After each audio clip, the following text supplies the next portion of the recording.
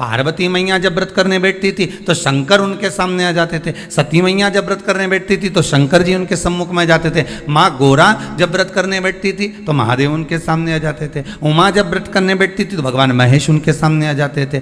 तो व्रत जब माताओं ने करा तो उनके सामने भगवान प्रकट हो गए, तो हम व्रत करते हैं तो भगवान क्यों नहीं आता?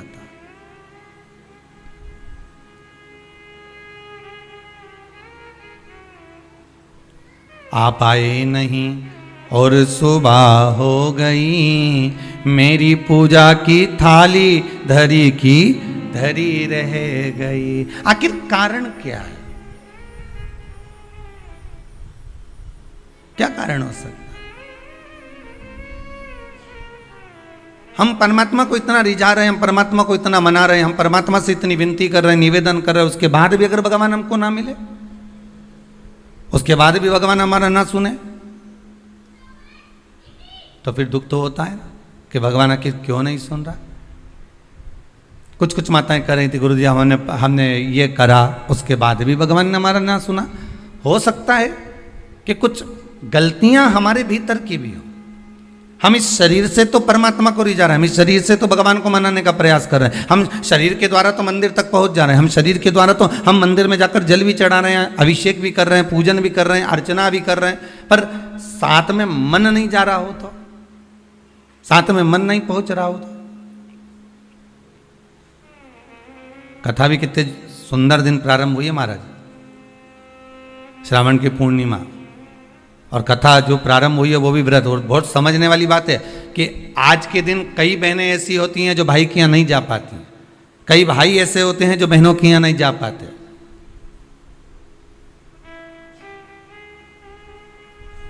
तो क्या इनका संबंध समाप्त हो जाएगा?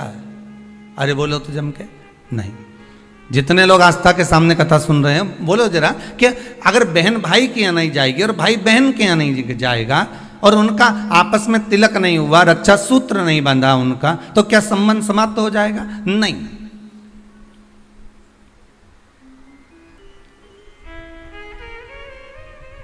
संबंध केवल शरीर का नहीं है, संबंध आत्मा का भी है।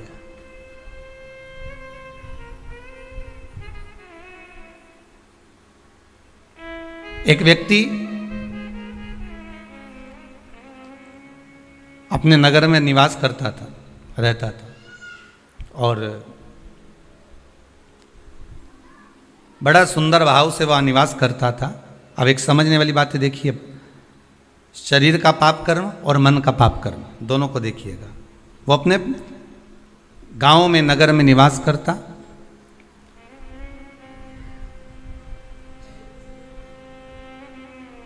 उसने जिंदगी में कभी कोई चींटी नहीं मारी, उसने अपने जीवन में कभी किसी का मन नहीं दुखाया, उसने अपनी जिंदगी में कभी किसी का धन नहीं खाया, उसने अपने जीवन काल में कभी किसी से असत्य नहीं बोला, उसने संपूर्ण जीवन काल में ना असत्य बोला, ना झूठ बोला, ना कपट करा, ना बेईमानी करी, ना प्रपंच करा, ना छल करा, ना कुछ बेकार कर्म करा, कुछ भी नहीं करा। इसके बाद भी वो जब प्राणों को त्याग कर गया तो नरक भोगना पड़ा।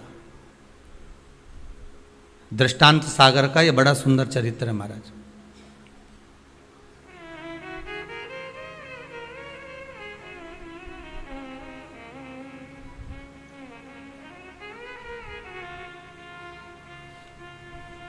नरक भोग रहा है, ऊपर गया, चित्रगुप्त महाराज बैठे थे, इसके पाप गिना रहे थे, तो देवऋषि नारद का वहीं पर आगमन हुआ। श्रीमन नारायण, नारद जी ने तो पूछ लिया। संत के मन में अगर कोई प्रश्न आता है तो संत तुरंत पूछ लेता है कि आखिर कारण क्या है। भगवंत के मन में, अर्थात भक्त के मन में भी कोई प्रश्न आता है तो वो भी पूछ लेता कारण क्या है। तो देवऋषि नारद ने पूछा कि ये कारण बताओ कि इसने ना कभी चोरी करी, ना कभी कपट करा, ना कभी बेईमानी करी, ना कभी प्रपंच करा, ना कभी किसी को धोखा दिया, ना किसी का धन खाया, ना किसी का वैभव खाया, ना कभी मुख से अपशब्द कहा, फिर आखिर बात क्या है कि इसको इतने सारे नरक क्यों भोगना पड़ रहे हैं? 94 नरकों में से कम 50 नरक में तुमने इसको डाल दिया।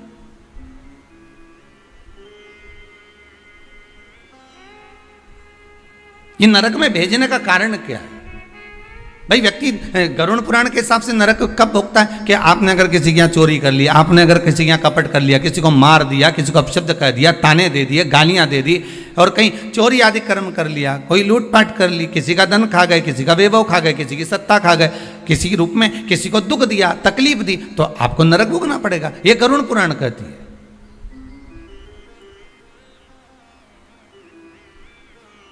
तो देवऋषि नारद ने पूछ लिया चित्रगुप्त महाराज से, धर्मराज से, ये बताओ कि इसने ये कुछ करा है क्या?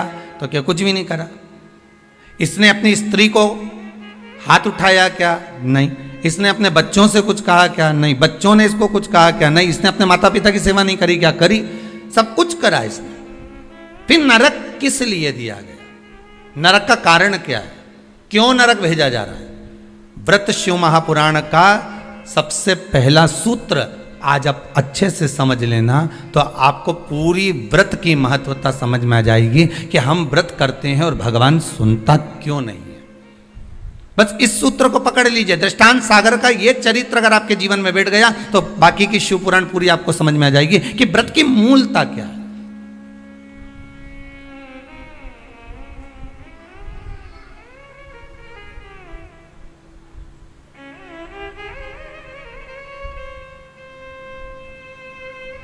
कारण क्या हो सकता है? देवऋषि नारद ने पूछा तो धर्मराज बोले बस केवल एक कारण है। कौन सा? जब ये बैठता था इस शरीर के द्वारा इसने कोई बेकार काम नहीं करा। इस शरीर के द्वारा ये कोई किसी को कपट नहीं करा, किसी का धन नहीं खाया, वैभव नहीं करा खाया, किसी को अपशब्द नहीं करा। इस शरीर के द्वारा कुछ नहीं करा इसने। फिर बचा काहे से था? तो कहा इस इंद्री के द्वारा, मन के द्वारा। क्या करा मन से? तो क्या मन के द्वारा ये जहां बैठता था वहां मन में सोच लेता था कि ये कितना बेकार व्यक्ति है, इसने इसके साथ तो ऐसा हो जाना चाहिए, इसके यहाँ कितना वैभव इकट्ठा हो गया, इतना धन एकत्रित हो गया होगा तो ये धन का करेगा क्या, इसके यहाँ तो ऐसा होना चाहिए कि डाका डल जाना चाहिए। इसने विचार करा। फिर विचार आया कि बताओ कितनी सुंदर स्त्री है, कितनी सुंदर नारी है, इतनी सुंदर नारी तो मेरे साथ में होना चाहिए थी।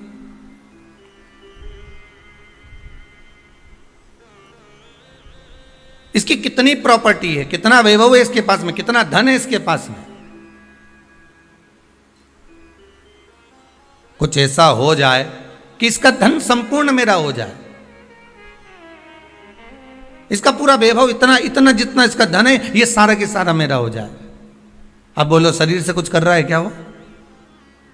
जितने आस्था पर सुन रहे हो, जितने फेसबुक यूट्यूब पर सुन रहे हो, दिल से बोलना, उसने शरीर से कुछ करा? नहीं। शरीर से कोई चोरी करी? नहीं। शरीर से किसी को मारा? नहीं। किसी का धन खाया? नहीं। पर कर क्या रहा है? मन से उसके जो विकार उत्पन्न हो रहे हैं, मन से जो विचार उत्पन्न हो रहे हैं, मन से वो जो गलत सोच रहा है, मन से जो उसके विचार धारणा चल रही, मन चित्तवृत्ति से जो गलत विचार उसकी दृष्टि में आ रहा है, बस वो गलत उसको नरक की ओर ले जा रहा। अब तुमने व्रत तो करा। आज कई माताओं का पूर्णिमा का व्रत भी होगा, ऐसा नहीं है, जाएगी राखी बांधने तो कह भी देगी हमारी तो पूर्णिमा जीजी, हम तो तुम्हारे भाभी भोजन नहीं करें। भाई ननंद और आती हैं तो कह भी देती हैं कि आज तो हमारे पूर्णिमा है, हम काहे को भोजन करें तुम्हारे यहाँ, आज हमारा पूर्णिमा का व्रत है। और कई तो रक्षाबंधन पे इसलिए भी नहीं आती कि जाके करेंगे क्या, राखी बांधेंगे और रोटी का बोलेंगे तो रोटी तो खा ही नहीं सकते अपन, व्रत है अपना, तो एक टाइम तो खा सको। पूर्णिमा के व्रत का तो महत्व है, एक टाइम तो भोजन कर सकते हो।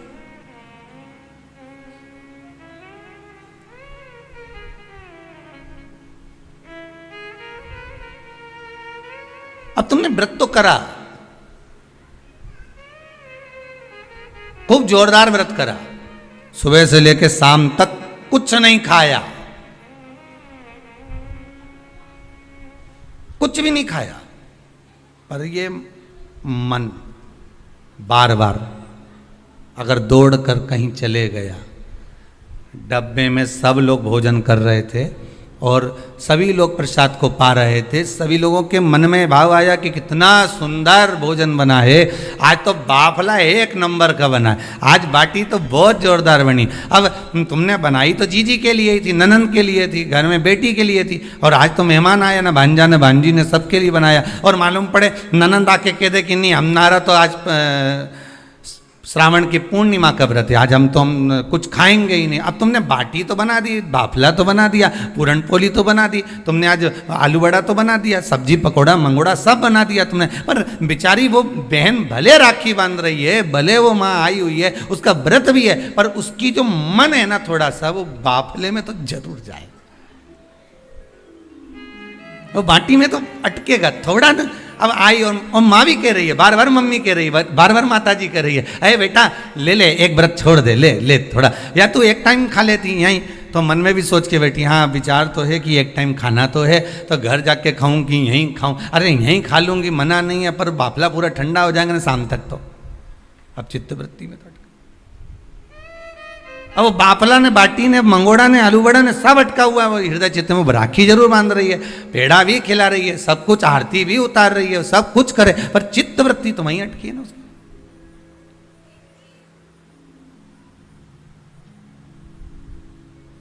इसलिए शायद लोग भजन में गाते हैं,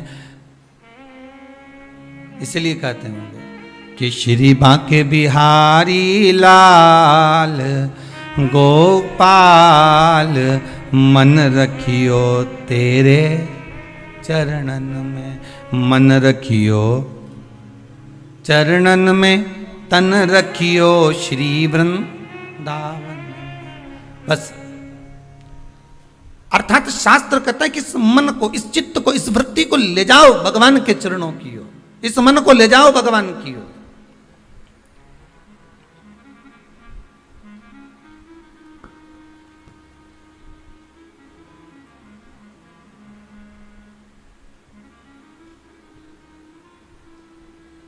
इस मन को परमात्मा तक ले जाओ।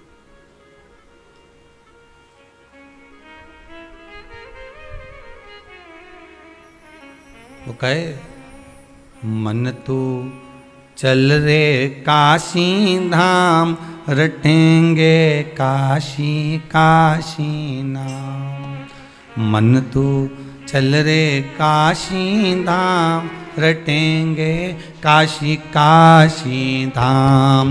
मन तू चल रे काशी धाम, रटेंगे काशी काशी नाम। मन तू चल रे काशी धाम, रटेंगे काशी काशी नाम। मन तू चल रे काशी धाम, रटेंगे काशी काशी नाम। रटेंगे काशी काशी धाम, रटेंगे काशी काशी नाम। रटेंगे काशी काशी नाम, रटेंगे काशी काशी नाम। रटेंगे काशी काम, रटेंगे काशी काशी नाम। भाव से काशी काशी नाम। मन तो चल रे काशी धाम, रटेंगे काशी काशी नाम। मन तो चल रे काशी धाम, रटेंगे काशी काशी नाम। ओ मन तो चल रे काशी धाम, रटेंगे काशी काशी नाम। मन तो चल रे काशी धाम, रटेंगे काशी काशी नाम। भाव से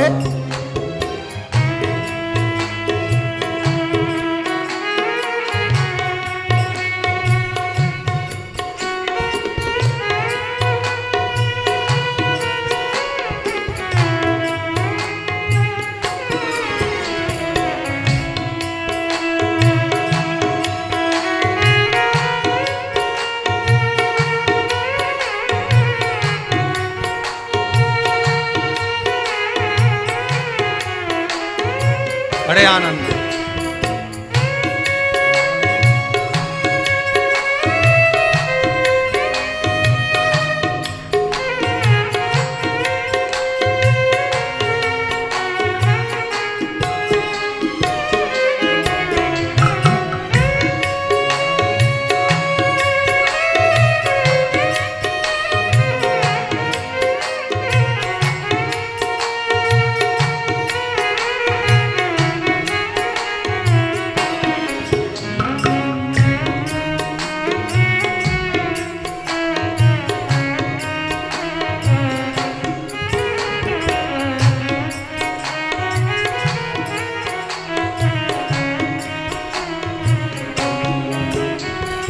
काशी नाम की महिमा भारी, जपते हैं सब नर और नारी। काशी नाम की महिमा भारी, जपते हैं सब नर और नारी। काशी धाम की महिमा भारी, जपते हैं सब नर और नारी। काशी धाम की महिमा भारी, जपते हैं सब नर और नारी। मन तो चल रे काशी धाम, जपेंगे काशी काशी नाम। मन तो चल रे काशी धाम, जपेंगे काशी काशी नाम। ओ मन तो चल रे काशी धाम, जपेंगे काशी काशी नाम। मन तो चल रे काशी धाम, जपेंगे काशी काशी नाम। ए मन तो चल रे काशी धाम, जपेंगे काशी काशी नाम। मन तो चल रे काशी धाम, जपेंगे काशी काशी नाम। इस मन को लेकर जाना है हमको व्रत तक। केवल शरीर का व्रत नहीं होना चाहिए। अगर केवल शरीर का व्रत कर रहे हो ना तो किसी काम का नहीं। आप भले जीवन भर सोमवार का व्रत करते रहो, आप जीवन भर प्रदोष का व्रत करो, जीवन भर एकादशी करो, जीवन भर द्वादशी करो, त्रयोदशी करो, तुम्हारी मर्जी पड़े जो व्रत करो। सोमवार मंगल बुध गुरु शुक्र शनि सारे करो, पर तन से कर रहे हो तो कोई मतलब का नहीं।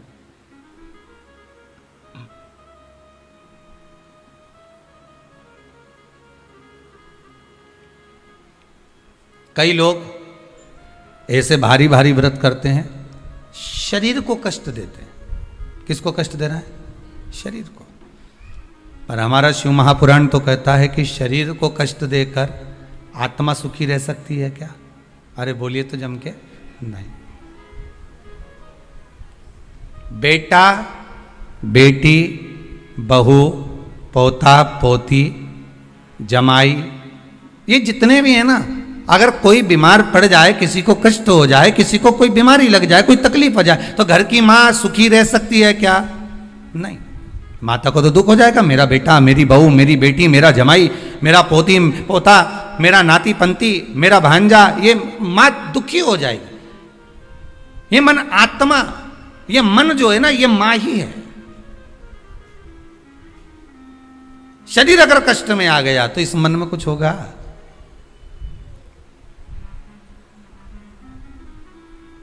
शिव पुराण कहती है बहुत अलमस्त रहकर। यहां तक आपको पहले भी कथा में कहा, वल्लभ कुल की एकादशी करो, भले बकरी जैसे चरो, पर एकादशी करो। बार बार क्यों कहते हैं इस बात के लिए? कि आप ज्यादा भूखे रहकर और बहुत शरीर को कष्ट देकर, मालूम पड़े शुगर और बीपी ऊंचा नीचा हो जाए और तुम हॉस्पिटल में पड़ी रहो, तो फिर उस व्रत का कोई मूल तत्व रहेगा क्या? नहीं। आत्मा का व्रत मूल है, मन का व्रत मूल है।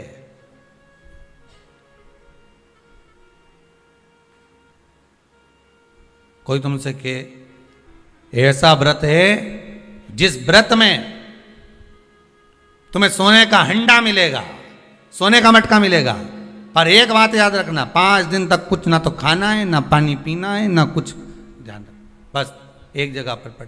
अब ऐसा हंडा पाकर भी क्या करो कि सोने का हंडा तो घर में आए और तुम ऊपर जाओ। अब ऐसा हंडा पाकर भी क्या करोगे?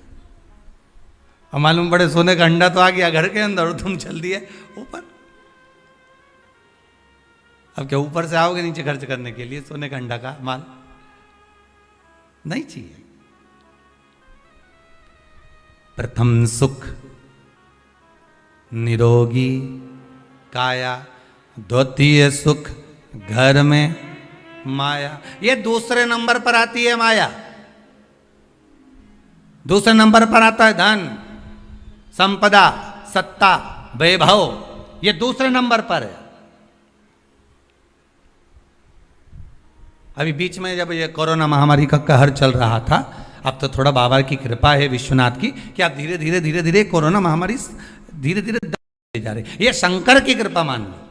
पर बीच में जब कोरोना महामारी का दूसरा जो पहर लहर चालू हुई थी, उस लहर में आपने सुना होगा कि ना जाने वो कहाँ के विधायक थे तो वो मालूम पड़े चले गए। फिर अखबार में देखा, टीवी में देखा कि वहाँ का मंत्री थे या विधायक थे वो चले गए, कहीं कोई चले गया। अब विचार करो जरा, एक विचार करना कि कितना रुपया चुनाव में खर्च करा होगा, कितना धन लगाया होगा, कितना अनाप शनाप पैसा लगाया होगा और जीत हासिल हो गई और जीत मिल भी गई। और उसके बाद ये कोरोना महामारी में चले गए। अब बताओ ईमानदारी से, तो हंडे का करोगे क्या? अब वो सोने का अंडा का कोई काम है?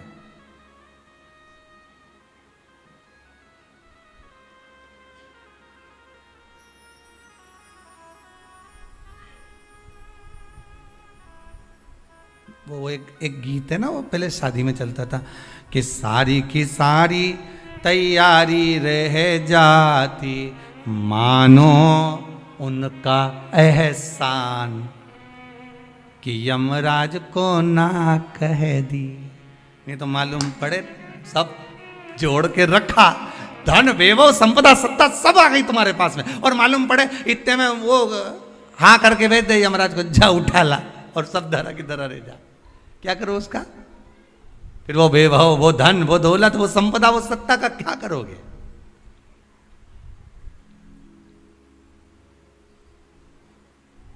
प्रथम सुख है निरोगी काया। आप अगर सुखी हो तो वो सबसे बड़ा हंडा है सोने का। स्वास्थ्य अच्छा है ना आपका? कोरोना महामारी के अंतर्गत बीमार होने के बाद भी, कोरोना महामारी आने के बाद भी, इतनी बड़ी बीमारी ने घेर लिया, हर तरह से आपको निचोड़ लिया, उसके बाद भी अगर भगवान की कृपा से, शंकर की करुणा से, कृपा से, मेरे विश्वनाथ, मेरे कुबेर भंडारी की दया से, मेरे महाकाल राजा मेरे विश्वनाथ की कृपा से मोहल्ले तक कोरोना आ गया, गली तक पहुंच गया, सोसाइटी तक पहुंच गया, बिल्डिंग में नीचे ऊपर तक पहुंच गया, और तुम्हें भी हो गया और तुम बच गए। उसके बाद भी बच गए। ना पलंग मिल रहे थे, ना दवाई मिल रही थी, ना इंजेक्शन मिल रहे थे, ना वेंटिलेटर मिल रहा था, ना ऑक्सीजन मिल रहा था। उसके बाद भी अगर तुम बच गए हो तो ये कोई दूसरा बचाने वाला नहीं, तुमने जो भजन किया था, कृपा उस भजन की हो गई, करुणा उस भजन की हो गई, दया उस भजन की हो गई। जो आप बच गए हो ये उसकी कृपा से बचे, ये उसकी कृपा है। वो कहते हैं ना, मनुष्य कर्म करने में तो मनमानी कर सकता है। मनमानी आप कर्म करने में कर सकते हो, मैं तो ये करके रहूंगा, जाओ क्या कर लोगे, क्या बिगाड़ लोगे मेरा? आप अपना कर्म करने में तो मनमानी कर सकते हो, पर उस कर्म का भोग भोगने में मनमानी कर सकते हो क्या? नहीं, वो तो फिर जो लिख दिया है उसको तो भोगना पड़ेगा। जो कर्म का फल मिल रहा है उसको तो भोगना है, उसमें कोई मनमानी नहीं है भाई। आप यहाँ चॉइस ला सकते हो कि मेरे को ये खाना है, मेरे को ये पहनना है, मुझे ये करना है, पर ऊपर जाने के बाद कोई चॉइस चलेगी क्या? नहीं, मैं तो एसी का रूम में ही सोऊंगा, बेकुंठ में ही सोऊंगा, नहीं जाना मुझे नरक। मैं झगड़ा करके बता दे, जा लड़।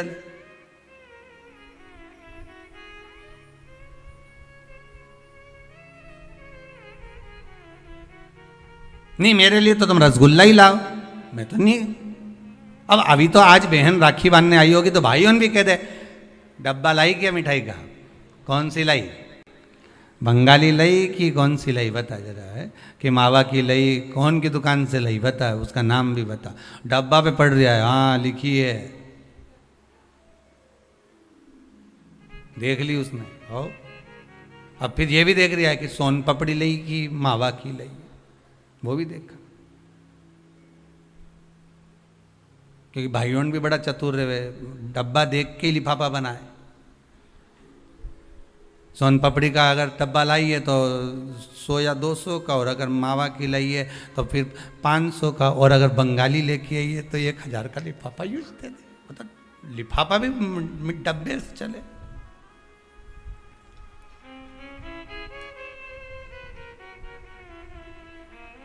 और वो फिर बहन लेके आती है ना, नारियल लाती है, श्रीफल,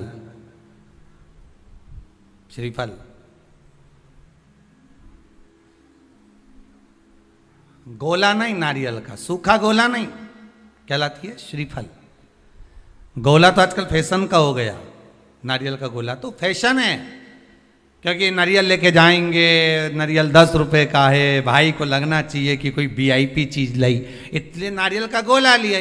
पर यहाँ कहीं पुराण में कहीं लिखा हो नहीं कि नारियल का गोला दिया था लक्ष्मी जी ने राजा बलि को, या इंद्राणी ने इंद्र को रक्षा सूत्र बांधा था तो उसमें नारियल का गोला दिया था। यहाँ कहीं लिखा हुआ तुम कहीं पढ़ो तो मुझे जरूर भेज देना। रहे हो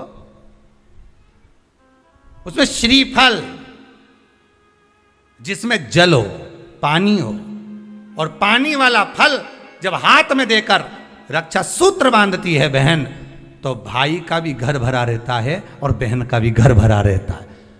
भाई का भी घर भरा है और बहन का भी, जिसमें जल भरा हो, जिसमें पानी भरा हो, वो श्रीफल होना चाहिए। और गोला रखो, मना नहीं है। तुम्हारा मन कर गया कि गोला लेकर आई हूं कि भाभी 2-4 दिन खा लेगी, छोरा छोरी खा रहे, टोरा टोरी खाएगा, हाँ तो रख दो, तुम मना नहीं है। तुम जो दो तो गोला बाद में दे दो, पर हाथ में जब रक्षा सूत्र बंधे, जब राखी बंधे, तो तुम्हारे हाथ में श्रीफल होना चाहिए, नारियल होना चाहिए।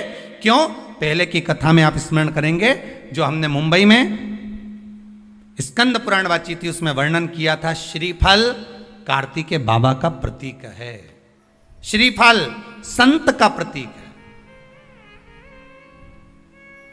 स्कंद का प्रतीक है। आप नारियल का गोला दो, 50 बार दो, 10-10, 20-20 गोले दे दो, 50-50 गोले दे दो, मना नहीं है, हैं 2-4-8 झोला भर के दे दो, हम वो भी मना नहीं करे, 1 बोरा भर के दे दो, उसका मना नहीं। पर श्रीफल की मूलता है, यहाँ नारियल का जो श्रीफल है उसकी मूलता है। और कितनी सुंदर बात है, नारियल जो बहन भाई को देती है, श्रीफल हाथ भरा हुआ रखती है, भाई को बहन जब श्रीफल देती है तो भाई वही श्रीफल अपनी बहन को कुछ दक्षिणा अर्थात कुछ रुपया रखकर, कुछ भेंट रखकर, कुछ स्वरूप रखकर, जब बहन इतनी दूर से आई वही श्रीफल भाई फिर बहन को दे देता है, ये ले तू ले जा, तू रख ले। पर बहन उस श्रीफल को लेकर नहीं जाती है। बहन क्या कहती है? नहीं नहीं तुझे रखना पड़ेगा, तू रख। तो 2 चीज में से जब श्रीफल भाई भेंट रख कर देता है अपनी बहन को, तो बहन श्रीफल वहीं भाई के घर छोड़ देती है, भेंट का कुछ भाग लेकर चल देती है। ये बहन का प्रभाव। रक्षा सूत्र को लोगों ने बिगाड़ दिया। आज के जमाने में तो रक्षाबंधन का भी महत्व लोग नहीं जानते कि कैसे रक्षा सूत्र बनना चाहिए, कैसे रक्षाबंधन होना चाहिए, उसका भी विशेष महत्व होता है भाई, उसकी भी मूलता होती है। और एक बात कहूंगा आज रक्षाबंधन पर, आपको अच्छी लगे तो आप स्वीकार करना, ना लगे तो आप छोड़ देना। वैसे भी सीहोर वाला महाराज ताड़ी तड़ी बोले ही बोले है, उसमें क्या दिक्कत? तो बोलने में तो कोई पीछे हटूंगा नहीं। एक निवेदन आप सबसे करूंगा, आपको अच्छा लगे अपने जीवन में उतारिएगा, ना लगे कोई बात नहीं, छोड़ दीजिएगा, पर उतारना जरूर। बहन से प्रॉपर्टी के चक्कर में कितना भी झगड़ा चल रहा हो, बहन का भाई से एक मकान के चक्कर में कितना भी झगड़ा चल रहा हो, संपदा के चक्कर में कितना भी झगड़ा चल रहा हो, तो भी निवेदन करूंगा, बहन और भाई तुम खूब लड़ो प्रॉपर्टी और जमीन के लिए, पर रक्षाबंधन के दिन कम से कम एक दूसरे के नहीं भी जाओ तो फोन लगाकर जीजी और बहन भाई से, भाई बहन से एक बार तो बात कर लो, क्योंकि धन अपनी जगह रह जाएगा साहब, वहां धन नहीं जाने वाला। आपका व्यवहार जाने वाला है, आपका प्रेम जाने वाला है। माना उसने कुछ भी करा हो, अदालत में केस लगा दिया हो, 25 केस चल रहे हो अदालत में, 50 बार तुम्हें पेशी पर जाना पड़ रहा हो, 50 बार झगड़े हो गए, 50 बार तलवार लेकर खड़े हो गए, डंडे लेकर खड़े हो गए, एक दूसरे को मारने को तैयार हो गए, पर निवेदन है, एक माता के गर्भ से तुम जन्मे हो, कम से कम उस माता के दूध का फर्ज अदा करो। और एक बार कितना भी झगड़ा हुआ हो, इस आस्था चैनल के माध्यम से आज रक्षाबंधन के दिन भले राखी बंधवाओ मत बंधवाओ, पर एक फोन लगाकर तो पूछ लो, जीजी कैसी है, कब आएगी बता। या बहन भाई को कह दे रे कैसा है, भूल गया क्या मुझे, भाई भी कह दे, लड़ाई की बात मत करना, आज के दिन बस प्रेम की बात करना कि कम से कम बहन का फोन तो आया। मेरा मन कहता है, मेरा दिल कहता है कि शायद दिवाली पर जितनी आतिशबाजी नहीं हुई होगी, उतनी आतिशबाजी आपके दिल में होगी कि जिससे केस चल रहा है वो फोन लगाकर पूछ रहा है कि भाई ने पूछा बहन से, बहन ने पूछा भाई से, कैसे हो, भाभी से बात कर लो, थोड़ा बच्चों से बात कर लो। माना अदालत में देखा जाएगा, लड़ाई झगड़े सब होंगे, सब कुछ होगा, कौरव और पांडवों की कथा तो देखो रे कितनी सुंदर है।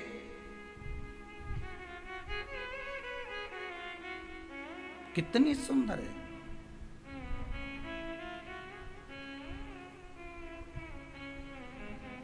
पांडवों की बहन सुभद्रा राखी बांधने कौरवों को जाती है, कौरवों की बहन राखी बांधने के लिए पांडवों को जाती है। जरा विचार करिए,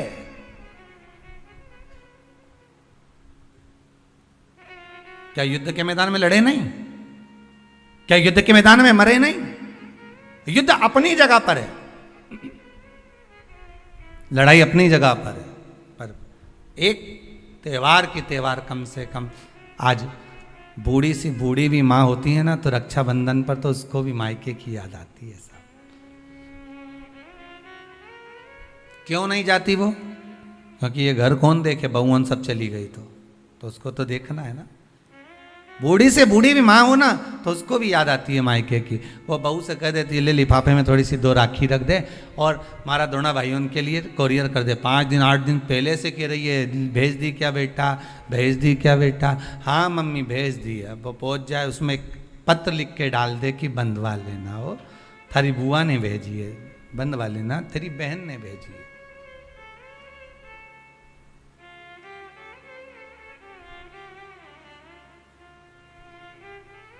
झगड़ा अपनी जगह पर चलने दो साहब, लड़ाई अपनी जगह पर चलने दो साहब, विवाद अपनी जगह पर चलने दो साहब, पर इस दिल को, इस मन को एक बार तो लेकर जाओ। मत जाओ तुम राखी बंधवाने, मत जाओ तुम राखी बांधने, पर फोन तो लगा लो। एक बार तो दिल से कह सकते हो कि कैसी हो, भले कितना झगड़ा, कितना लड़ाई, कितना विवाद क्यों ना हो। अच्छा लगे तो आप अपने पास रखना, बुरा लगे तो छोड़ देना, हो कोई बात नहीं। और दोनों के मन में ये बात भी नहीं आना चाहिए जब फोन लगाएं तो कि समझौते के लिए लगाया होगा या धन के लिए लगाया होगा।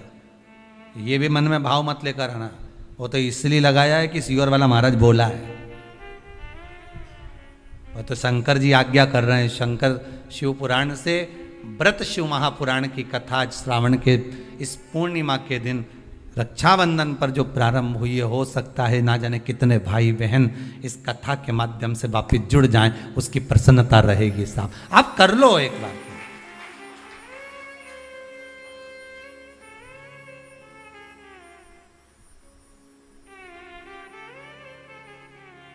कर लो एक बार।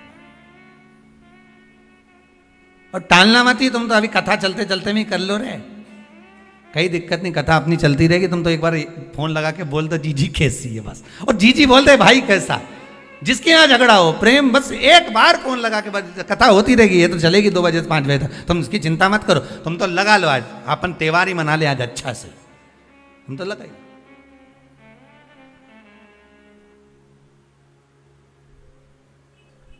और फिर सूचना जरूर देना हो हमको, व्हाट्सएप पे जरा भेज देना, समिति के व्हाट्सएप पे, कि हमारा इतने साल का झगड़ा था, बाबा ने कृपा कर फोन पे बात कराई, इतनी प्रसन्नता हुई ना, तो बड़ा ये भी हमें सुनने को मिलेगा ना, तो बड़ी आनंद होगा इस चीज का। आप प्रसन्न रहो, आप आनंद। शंकर की, भगवान शिव की बहन क्षिप्रिया पूरी दुनिया की सबसे बड़ी राखी वही बनती है, उज्जैन के महाकाल को। पूरी दुनिया की सबसे बड़ी राखी उज्जैन के महाकाल को ही बनती है।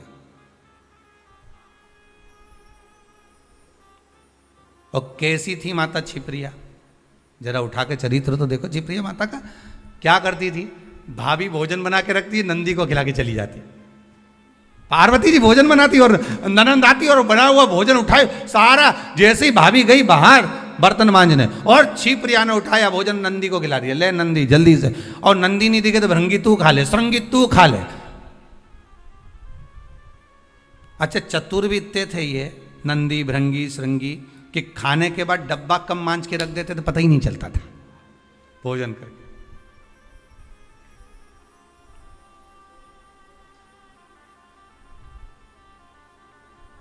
पर भाभी की कितनी बारंबार परीक्षा माता क्षिप्रिया ने ली। माता क्षिप्रिया ने कितनी बार क्षिप्रिया ने परीक्षा ली है, भगवान शिव की भी और साथ में भाभी की भी, पार्वती मैया की।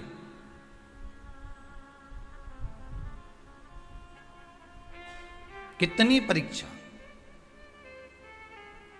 और उसके बाद जब दूषण नाम के राक्षस के साथ युद्ध हुआ भगवान शंकर का, और शिव जी ने कह दिया कि दूषण नाम के राक्षस का संहार करना है, पर इसके रक्त से जो दूषण और उत्पन्न हो जाएंगे, इनको मारने के लिए, इसके रक्त को धोने के लिए मेरी बहन क्षिप्रिया को बुलाइए। तो क्षिप्रिया को क्यों, आखिर क्षिप्रिया को किस लिए बुलाया जाए? अगर रक्त को धोना है तो गंगा को बुला लो, नर्मदा जी को बुला लो, सरयू जी को बुला लो, मंदाकिनी को बुला लो, जमुना को बुला लो, सरस्वती को बुला लो, ये क्षिप्रिया को क्यों? शंकर जी कहते हैं सारी नदियों ने तप करा, सारी नदियों ने तप करा और भगवान से वर मांगा। यमुना जी ने वर मांगा कि ठाकुर इस भूमंडल पर रहूं, आपके चरणारविंद की रज मिलती रहे। गंगा ने वर मांगा मेरा नाम आपके नाम के साथ जुड़ा रहे। मंदाकिनी ने वर मांगा मुझे राघव के चरण मिले। सरयू जी ने वर मांगा मुझे राम जी के चरणारविंद मिले। राम अगर अपने प्राणों को भी त्यागे तो मेरे जल में ही त्यागे, ये सरयू जी ने मांगा। पर केवल एक नदी ऐसी है, नर्मदा जी ने भी मांगा मेरा कंकर शंकर बन जाए।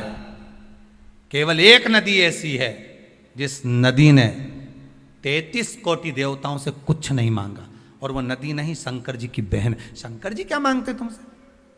भोलेनाथ जी ने कभी तुमसे कुछ मांगा कि मेरे यहाँ 1 किलो मिठाई का डब्बा लेके आओ रे? शंकर जी कभी बोले कि मेरे यहाँ तुम ये लेके आना, ने सोना लाना, ने चांदी लाना, ने अंबारी लाना, ना ये लाना? शंकर जी तो क्या तुम आ जाओ, 1 लोटा पानी हो तो चढ़ा जाओ, दूध हो तो दूध, दही हो तो दही, नहीं मिले तो बेलपत्र, बेलपत्र भी नहीं ला सको तो मेरी उठा के मुझ पे ही चढ़ा दो, और इतना भी नहीं ला सकते तो 3 बार ताली बजा दो। ये भी नहीं कर सकते तो शिखर का दर्शन कर लो, ये भी नहीं कर सकते तो मंदिर के सामने से निकल जाओ। बस इतना तो कर सकते हो, नहीं गाड़ी ली ने भुड़ भुड़ करे देखता हुआ निकल जाए, बस उतने में समझ जाए बहुत है। अरे जिससे स्नेह होता है ना, जिससे प्रेम होता है, मेरे शंकर को अगर आप स्नेह करते हो, प्रेम करते हो, शिव के प्रति समर्पित हो, शंकर के प्रति आपका वात्सल्य, आपकी करुणता, आपका आनंद शिव से अगर जुड़ा हुआ है, तो मात्र गाड़ी लेकर भी निकल गए तो वो देख लेगा कि गया है अभी यहाँ से हो, और तुमने देख लिया बैठा है महादेव के अंदर, उतना ही बहुत है।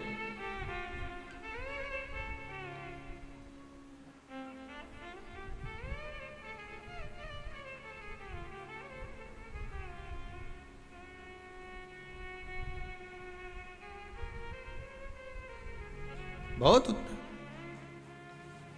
उसमें ही मिल जाएगा। एक वो कथा कहती है ना कि नियम अगर धारण करा है तो कुछ ना कुछ तो मिला है। नियम अगर धारण करा है तो कुछ ना कुछ तो मिला है। एक कथा पढ़ने में आई थी कि एक व्यक्ति जो खेत जाया करता था, अपना काम किया करता था, एक बार किसी गुरुजी ने कह दिया कोई नियम ले ले, तो उसने कहा कौन सा नियम लो? अरे कुछ नियम ले ले या व्रत कर ले। तो क्या व्रत तो मेरे से बने नहीं, काम इतना खेत मेरे, कोई व्रत बने? तो एक व्रत ऐसा धारण कर ले कि नियम ले ले कोई ऐसा कि भगवान का दर्शन करूंगा, ये करूंगा, वो करूंगा, गंगा का स्नान करूंगा, कोई तो नियम ले। उसने कहा अच्छा एक नियम ले लूँ। तो क्या हाँ कौन सा? तो क्या मेरे पास में कुमार रहता, बिल्कुल घर लगा लगाए, उसका मुंडा देख लूँ सुबह सुबह, बस एक बार दिन भर में 24 घंटे में एक बार देख लूंगा, नियम पूरा। हाँ ये नियम ले ले, पर उसके बाद ही तो भोजन करेगा। हाँ ठीक है, मैं कुमार का मुंह देखूंगा तब भोजन करूंगा। उसने नियम ले लिया, पास के पास तो रहता ही है, कर लेंगे। ऐसा नियम धारण करा, ऐसा करा, पत्नी के लिए रोटी खा लो, पति अब भी आया, छत पे चढ़ा, कुमार का मुंह देखा, भोजन करा तुरंत। पत्नी के लो भोजन कर लो, रोज का नियम। वो चढ़े देखिए, अब आज 2 साल हो गए नियम बने, पत्नी के लिए भोजन कर लो, पति बोला अब भी आया, और ऊपर गया देखने तो कुमारी गायब था। तो क्या आज कहाँ चले गए ये? तो इसके घर चले गया, घर जाके आवाज लगाया, जैसी आवाज लगाया तो वो तो दिखा ही नहीं, उसकी पत्नी निकल के आई। क्या हो गया? पति कहाँ है तुम्हारा? क्या वो तो मिट्टी लेने गए। तो मिट्टी तो वो इतने दिन की लेके आते थे हमेशा, और रोज तो दोपहर में जाते थे, आज इतनी जल्दी कैसे चले गए? पता नहीं कहाँ गए, पता नहीं। वो ढूंढता ढूंढता ढूंढता ढूंढता चले गए सीधे वन में, जहां पर वो मिट्टी खोद रहा था, और कुमार जहां मिट्टी निकाल रहा था, ये वहीं पहुंचा। जैसे कुमार ने फिर मिट्टी को खोदा, उसके अंदर से एक सोने का हंडा निकला।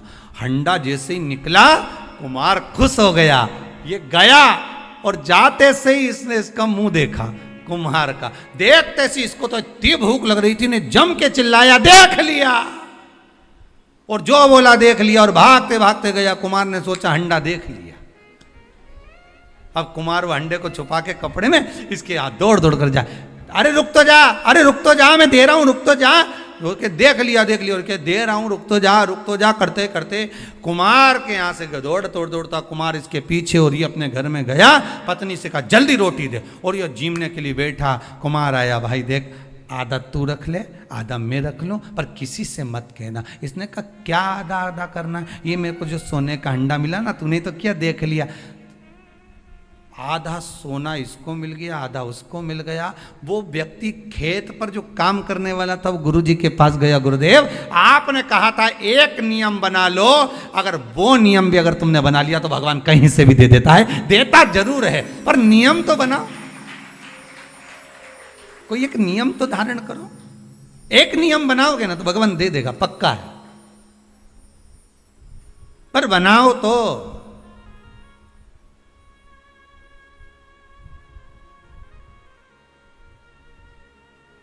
इस कहानी को एक बार चंडीगढ़ में बोला था, तो वहां पर एक माता जी उठ के बोली अगर हम झगड़े का नियम बना ले तो हमने कहा ये बनाने की जरूरत क्या है, झगड़े का नियम ये तो बना बनाया है रोज का ही, प्रतिदिन का ही, अब इसको बना के क्या करोगे? है इसको बनाओगे भी तो क्या करोगे? नियम बना लिया है, व्रत वास। आखिर जी छिप्रिया ने शंकर भगवान की बहन छिप्रिया, आखिर इसकी इतनी बलता कैसे आ गई, इतनी प्रबलता कैसे आ गई? लोग गंगा महारानी को ज्यादा पूछें, यमुना जी को पूछें, नर्मदा को पूछें, सरयू जी को पूछें, मंदाकिनी को पूछें, पर छिप्रा की महत्वता इतनी कैसे आ गई? तो कहा यह कोई साधारण नहीं है। गंगा का जल बुलाते तब ये दूषण नाम के राक्षस का जो रक्त है उसको धोते, या यमुना जी को सरयू जी को बुलाकर धुलवाते, पर मेरी बहन छिप्रिया आएगी, जल के वेग में आएगी, उसको ही क्यों? तो कहा उसने आज तक कुछ नहीं मांगा, कुछ भी नहीं। कितना सुंदर संवाद है। आज रक्षाबंधन पर छिप्रिया का चरित्र बहुत ध्यान से सुनना। उज्जैनी जाओ ना तो महाकाल की नगरी में, तो छिप्रा का दर्शन कर कर आया करो। उज्जैन महाकाल की नगरी में जब जाओ तो माता छिप्रा का दर्शन करो, कि ऐसी बहन नहीं मिलेगी जिसने अपने भाई से कभी कुछ नहीं मांगा, और उल्टा अपने भाई के लिए जब देख लिया कि दूषण नाम के राक्षस ने 84 रूप रख लिए हैं, तो क्या करूं मैं, करूं क्या।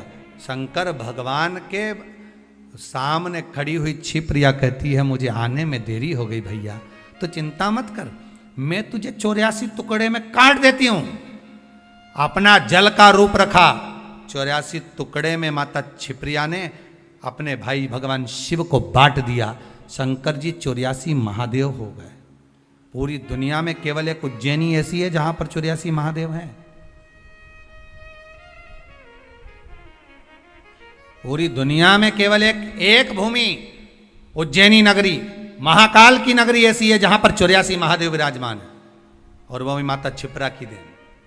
छिप्रिया, मैं तेरे को 84 रूप दे देती हूं भैया, 84 रूप देती हूं तेरे को, तो चिंता मत कर, जा और जाकर दूषण नाम के राक्षस का संहार करो। प्रभु भगवान शिव ने 84 रूप रखे और दूषण नाम के राक्षस का संहार करा। ये बहन होती है जो भाई से कुछ मांगती नहीं है,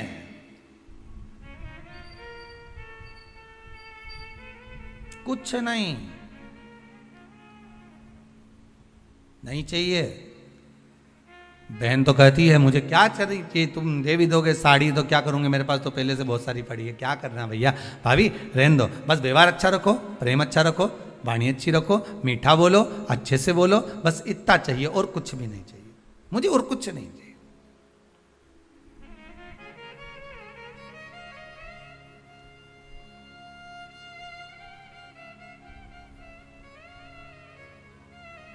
बहुत निवेदन है, बहुत निवेदन।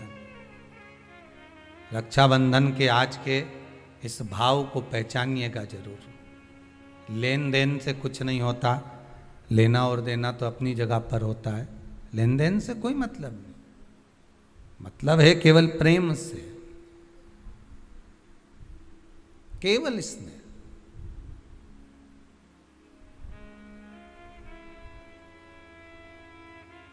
भाई को लगे बहन इतनी पैसे वाली है, पति इतना कमा रहा है और भतीजों के लिए जरा सा सामान नहीं लाई, थोड़ा सा सामान लेकर आ जाना था अपने भतीजा भतीजी के लिए। तो भाइयों से निवेदन है, बहन से ये आशा मत रखो कि भतीजों के लिए कुछ लेकर आए, आशा ये रखो कि बहन हमारे दरवाजे पर आ जाए।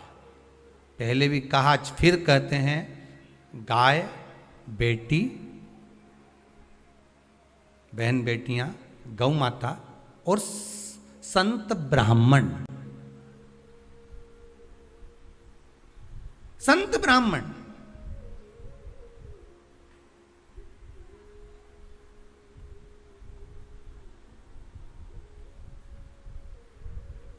गाय बेटी और संत ब्राह्मण, ये तीनों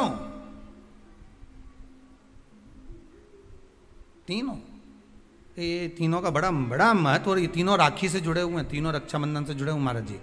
आज के दिन बहन तो भाई को राखी बांधती है, अपनी जगह पर है, पर आपने कथा में सुना होगा इंद्राणी ने भी इंद्र को रक्षा सूत्र बांधा था गुरुदेव के कहने पर कि ये रक्षा सूत्र बांध कर भेजिए इंद्र को। तो इंद्राणी कहती है मैं धर्म पत्नी हूं उनकी। तो क्या हुआ, आप रक्षा सूत्र बांधिए।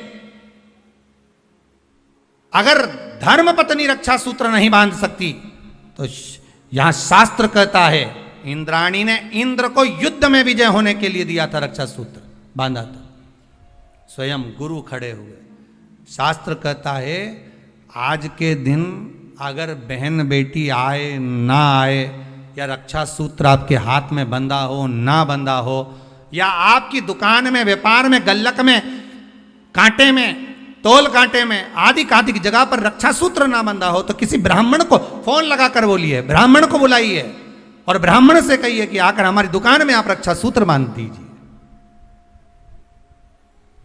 गाय, ब्राह्मण, साधु, संत और बहन बेटी, ये तीन काल का हरण करती है, इसलिए इन तीनों की महत्वता। जब ये राखी जो बनती है ना, ये रक्षा सूत्र जो तुमने बांधा है, ये मोली जो बांधते हैं, कलेवा जो बांधते हैं, ये रक्षा सूत्र बहुत दिन तक जब बंधा रहता है, बंधा रहता है, बंधा रहता है, पूरा समय 8 महीने, 9 महीने, 6 महीने, 4 महीने, 3 महीने, जितना भी आप लोग बांध कर रखते हैं, जितना भी 8 दिन, 15 दिन, 20 दिन, जब तक आप बांध कर रखते हैं, उसके बाद में इसको खोलने के बाद कहाँ डाला जाता है?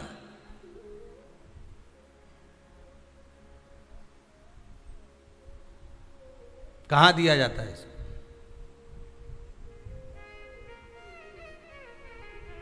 वो रक्षा सूत्र को कहाँ डाला जाता है? तो कहते हैं जिस स्थान पर गाय को बांधा जाता है, जिस स्थान पर गाय को बांधा जाता है, उस स्थान पर इस रक्षा सूत्र को ले जाकर एक और किसी भी खूंटे से गाय के, या गाय का जो ग्वाड़ा होता है, गाय जहाँ बंधती है उस स्थान पर कोई कील लगी हो, कोई खूंटा लगा हो, उससे इस रक्षा सूत्र को खोलकर बाद में बांध दिया जाता है, वहां रख दिया जाता है। क्यों, किस लिए रखते हैं, क्यों जोड़ा गया इसको? हिंदू धर्म में रक्षा सूत्र को गाय से क्यों जोड़ा गया? उसका कारण केवल इतना है कि गौ माता, जब तक आपने रक्षा सूत्र बांधा, इसके बाद रक्षा सूत्र आपने अगर गौ माता के उस ग्वाड़े में कहीं ले जाकर बांध दिया है, दे दिया है, रख दिया है, 33 कोटि देवता गौ माता के भीतर विराजमान होते हैं, 33 कोटि देवता गौ माता के भीतर रहते हैं। और केवल ये जो ये गाय जहां बंधती है, गौशाला जो होती है ना, गाय जहां बनती है, जहां पर गौ माता निवास करती है, हम तो कहते हैं लोग वृंदावन किससे मिलने जाते हैं? जम के बोलिए जरा, भगवान कृष्ण से, ठीक है? और भगवान कृष्ण किसको चराने जाते हैं? गौ माता। मतलब तुम कृष्ण जी के पीछे और कृष्ण जी गौ माता के पीछे। क्यों? तो उसका सीधा सीधा प्रसंग है कि गाय के ग्वाड़े में, गाय के उस आंगन में, गौशाला आदि में जहां गाय बनती है, उस जगह पर अगर आपने रक्षा सूत्र बाद में बांधने के बाद 8-15 दिन, महीने भर, 2 महीने, 4 महीने, 6 महीने, 8 महीने के बाद में आपने वहां बांध दिया, रख दिया, तो जिसके हाथ में बंधा होता है उसकी रक्षा स्वयं गौ माता में विराजमान 33 कोटि देवता करते हैं। उसकी रक्षा का सूत्र फिर वो संभालते हैं, फिर वो आपके नहीं, फिर वो संभाले। कोई बड़ा काल आ रहा है, कोई बड़ा एक्सीडेंट होने वाला है, कोई ग्रह बेकार हो गया, उसको फिर संभालेगा कौन? वही गौ माता। गाय, बेटी और संत, ब्राह्मण, साधु, सन्यासी, तपस्वी, साधक, उपासक ये संभाल लेते, ये संभाल। एक नियम ले लो, कोई भी एक साधना, एक व्रत करो, मना नहीं, पर शरीर से नहीं। कहा इसको नरक क्यों भेज रहे हो? इसने क्या कर दिया ऐसा नरक भेजना पड़ रहा है? क्यों भेज रहे हो? किस लिए भेज रहे हो? कारण क्या है? क्या? तो कहा कारण केवल एक ही है, शरीर। केवल एक कारण है, शरीर से तो कुछ नहीं करा, पर मन विचलित हो गया, मन चला गया। और जब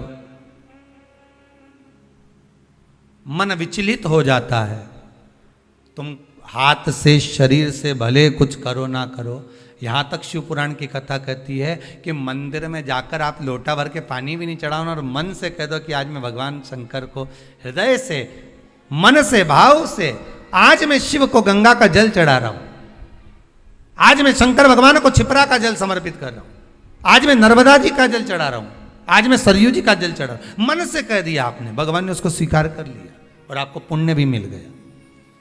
हम तो आप लोगों से ये भी कहेंगे, अगर आप आस्था चैनल पर कथा सुन रहे हो, भाव से श्रवण कर रहे हो, व्रत शिव महापुराण की कथा को सुन रहे हो, तो एक बात अपने भीतर उतार कर रखना, आप कुबेरेश्वर धाम नहीं आ सकते क्योंकि अभी लॉकडाउन चल रहा है, नहीं आना, पर घर में बैठकर आप मन से तो कुबेरेश्वर धाम जा सकते हो कि कथा चल रही होगी, मैं कथा सुन लेता हूँ, वहाँ बैठकर वहीं बैठा हूँ, कथा का रस स्वादन कर रहा हूँ, आनंद से सुन रहा हूँ, बाबा उसका भी पुण्य तुम्हारे खाते में दे देगा। बाबा उसका भी पुण्य देगा।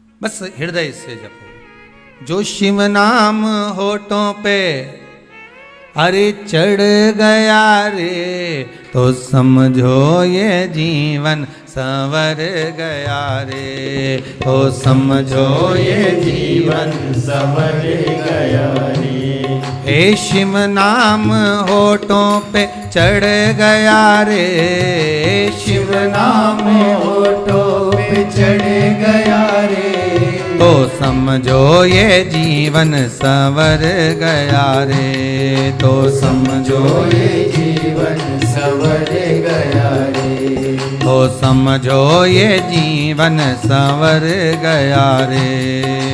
समझो ये जीवन संवर गया रे। आओ से दोनों हाथों से।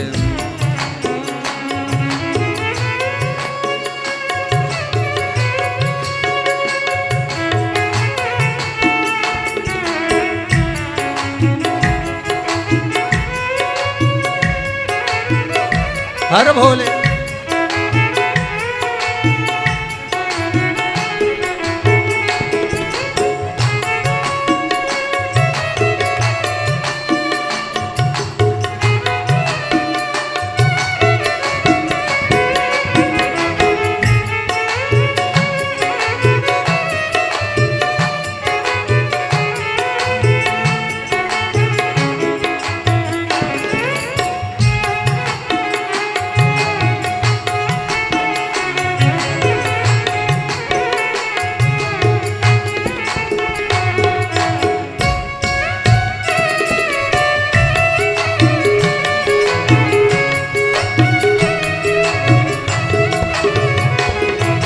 मन में बसा ले तू शिव का शिवाला, मन में बसा ले तो शिव का शिवाला, ओ साथ चलेगा तेरे वो डमरू वाला, साथ चलेगा तेरे वो डमरू वाला। ओ मन में बसा ले तू शिव का शिवाला, मन में बसा ले तो शिव का शिवाला, ओ साथ चलेगा तेरे वो डमरू वाला, साथ चलेगा तेरे वो डमरू वाला। जो शिव नाम होठों पे चढ़ गया रे, शिव नाम होठों पे चढ़ गया रे, तो समझो ये जीवन संवर गया रे, तो समझो ये जीवन संवर गया रे, तो समझो ये जीवन संवर गया रे, तो समझो ये जीवन संवर गया रे। शिव नाम होठों पे चढ़ गया रे, शिव नाम होठों पे चढ़ गया रे, तो समझो ये जीवन संवर गया रे, तो समझो ये जीवन संवर गया रे। ओहो।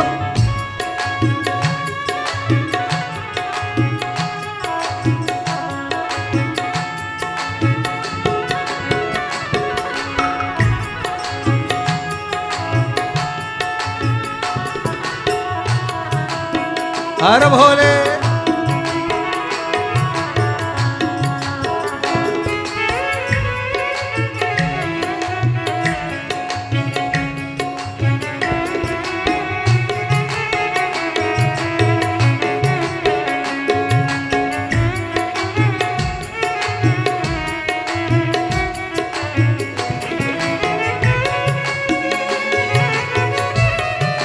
हर भोले। बड़े भाव से, बड़े आनंद से, बड़े भाव से, प्रेम से, आनंद से, भाव से, भक्ति से, आनंद से। जय हो।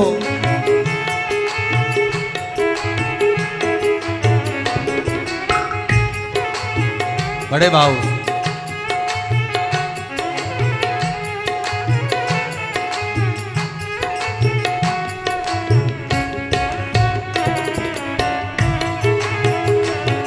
हो।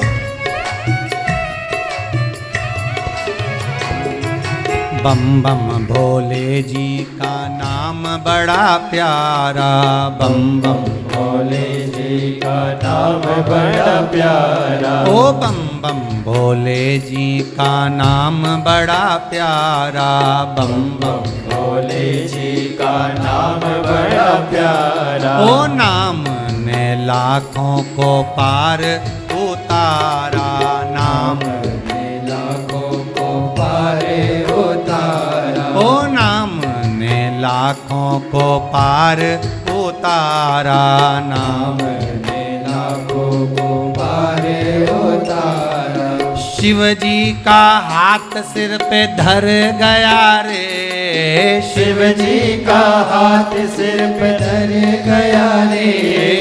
शिव जी का हाथ सिर पे धर गया रे, शिव जी का हाथ सिर पे धर गया रे। तो समझो ये जीवन सवर गया रे, तो समझो ये जीवन सवर गया रे। तो समझो ये जीवन सवर गया रे, तो समझो ये जीवन सवर गया रे। शिव नाम होठों पे चढ़ गया रे, शिव नाम होठों पे चढ़ गया रे। शिव नाम होठों पे चढ़ गया रे, शिव नाम होठों पे चढ़ गया रे। तो समझो ये जीवन सवर गया रे, तो समझो ये जीवन सवर गया रे। तो समझो ये जीवन सवर गया रे, तो समझो ये जीवन सवर गया रे। तो समझो ये जीवन सवर गया रे, तो समझो ये जीवन सवर गया रे। तो समझो ये जीवन सवर गया रे, समझो ये जीवन सवर गया रे। तो समझो ये जीवन सवर गया रे, तो समझो ये जीवन सवर गया रे। हर हर महादेव हर। ये जीवन को संवारने का एक तरीका है, एक सुख है।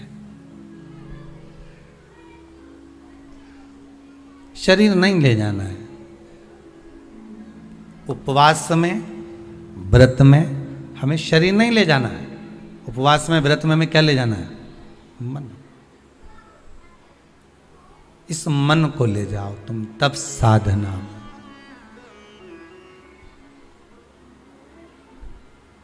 बोल मेरी जीवा हरि हरि, 10-10 भोजन पान करे, राम नाम में मरी मरी। बोल मेरी जीवा, अभी भी नहीं बोली हरि हरि। ये इस शरीर को अगर रोक रहे हो कि हाँ ये नहीं खाना है, वो नहीं खाएगा, वो नहीं खाएगा। आप कह दो कि मेरे को आज भोजन नहीं करना है, मन शरीर नहीं करेगा, पर मन तो दौड़ेगा ना। व्रत में मन मूल है। इसको नरक क्यों भेज रहे हो? देव ऋषि नारद ने पूछा कि नरक भेजने का कारण क्या? ना तो इसने पाप करा, ना छल करा, ना बेईमानी करी, ना कपट करा, ना कोई चीज चुराई, ना किसी का धन खाया, ना वैभव खाया, फिर नरक क्यों? तो कहा नरक इसलिए भेजा जा रहा है कि मन से गलत सोच रहा था।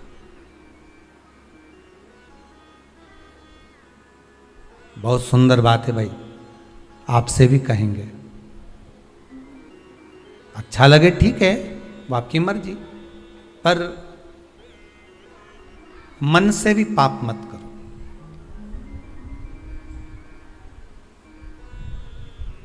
मन से पाप नहीं होना चाहिए।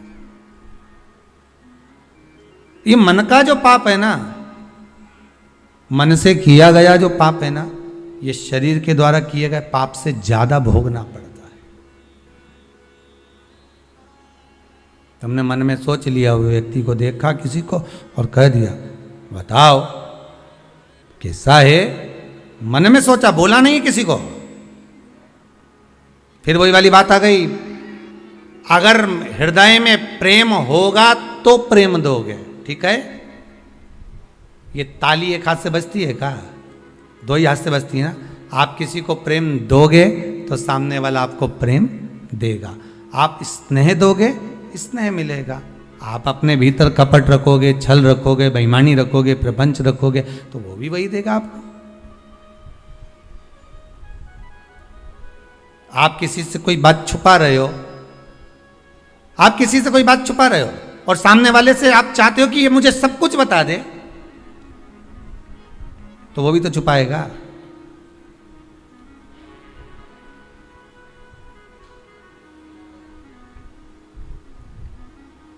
ये कितने सारे सीसीटीवी कैमरे लगने लगे, लगते हैं कि नहीं लगते, दुकानों में,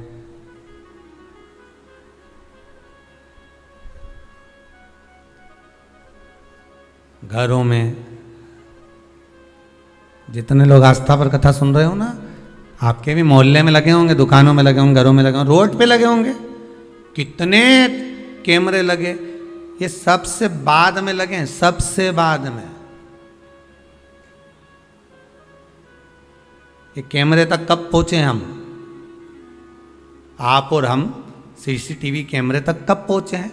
जब मनुष्य का मनुष्य से विश्वास खत्म हो जाता है, मनुष्य का मनुष्य से विश्वास टूट जाता है, तब जाकर घरों में दरवाजे लगाए जाते हैं। नहीं तो पहले के जमाने में तो पर्दे से काम चल जाता था, पर्दे लगाते थे।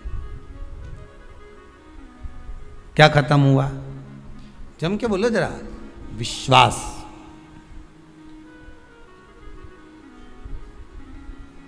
जब मनुष्य का मनुष्य से विश्वास कम होता है, तब दरवाजे लगते हैं, तब दरवाजे लगाए जाते हैं।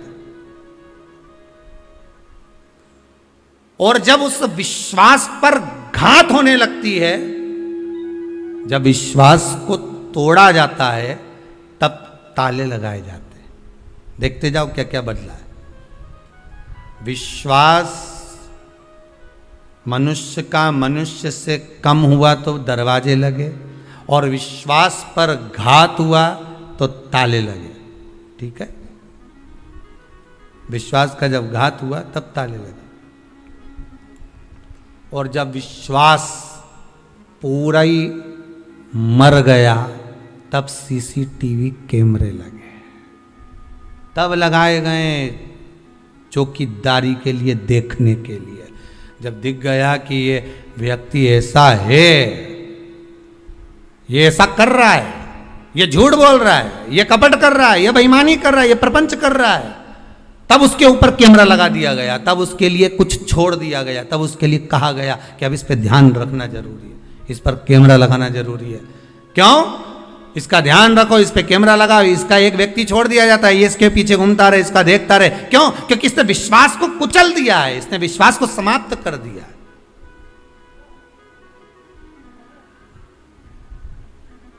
विश्वास मनुष्य का मनुष्य पर कम हुआ तो दरवाजे हुए, घात हुई तो ताले लगे, और जब विश्वास पूरा ही कुचल गया तब जाकर कैमरे लगे। ये कोई ऐसे ही नहीं लगा दिए गए कैमरे। कैमरे लगाने में तुम समझना, कोई होंगे ऐसे जो आपस में विश्वास तोड़ दिए होंगे, तब तो किसी ने तुम्हारे ऊपर निगाह रखी, तब तो तुम्हारे ऊपर चौकीदारी लगी, तब तो किसी ने किसी व्यक्ति को तुम्हारे लिए छोड़ा होगा कि भाई इसने विश्वास को कुचल दिया, झूठ पर, कपट पर, छल पर, बेईमानी पर, झूठ पर विश्वास को कुचला है, इसलिए कैमरा लगा, इसलिए किसी को छोड़ दिया गया कि अब ध्यान रखो। विश्वास कुचला गया। और निवेदन है, फिर कहूंगा, इस व्यासपीठ से निवेदन कर सकता हूं कि विष दे दो किसी को चलेगा, पर विश्वासघात मत करिए किसी के साथ। विश्वासघात, झूठ ना बोलिए, असत्य ना बोलिए। यहाँ तो शिव महापुराण की कथा कहती है, सत्यम शिवम सुंदरम। आपको अच्छा लगे भोजन, पेट भर कर पाइए, बहुत प्रेम से पाई, पर झूठा न कहिए। असत्यता का व्यवहार श्रेष्ठ नहीं होता शंकर के।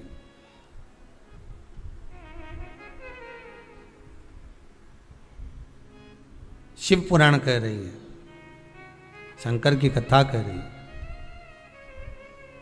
आज वो तड़प रहा है, 94 नरकों में से 50 नरक में उसको फेंका गया।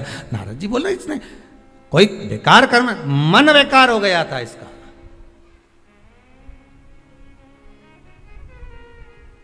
जब व्यक्ति का मन बेकार होता है तभी वो गलत कर्म कर पाता।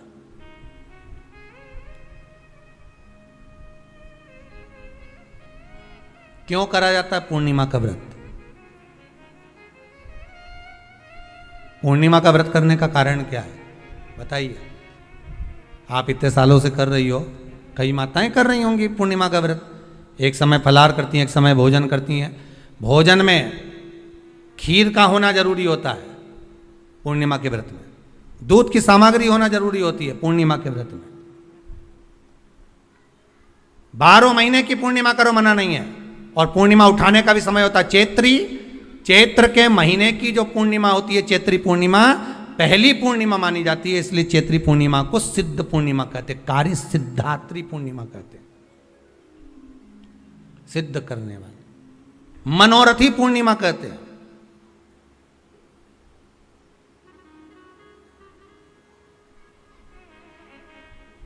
मनोरथी पूर्णिमा। इसलिए पूर्णिमा का व्रत कहां से उठाया जाता है? चैत्र के महीने की पूर्णिमा से पूर्णिमा का व्रत उठाया जाता है कि मैं महीने की पूर्णिमा करूंगी तो वो चैत्र पूर्णिमा से उसको उठा लिया जाता है। पर उसका एक नियम रहता है, आप फलाहार करें अपनी जगह पर है, पर एक समय भोजन कर रहे हैं वो अपनी जगह पर। भोजन के साथ में मीठे के साथ थोड़ा दूध की सामग्री होना जरूरी होती है। और क्यों करते हैं पूर्णिमा का व्रत? किस लिए किया जाता है, क्यों करा जाता है, उसका व्याख्यान वर्णन शिव महापुराण के अंतर्गत स्कंद पुराण में लिखा गया। स्कंद पुराण में वर्णन किया है श्री वेद व्यास जी महाराज ने।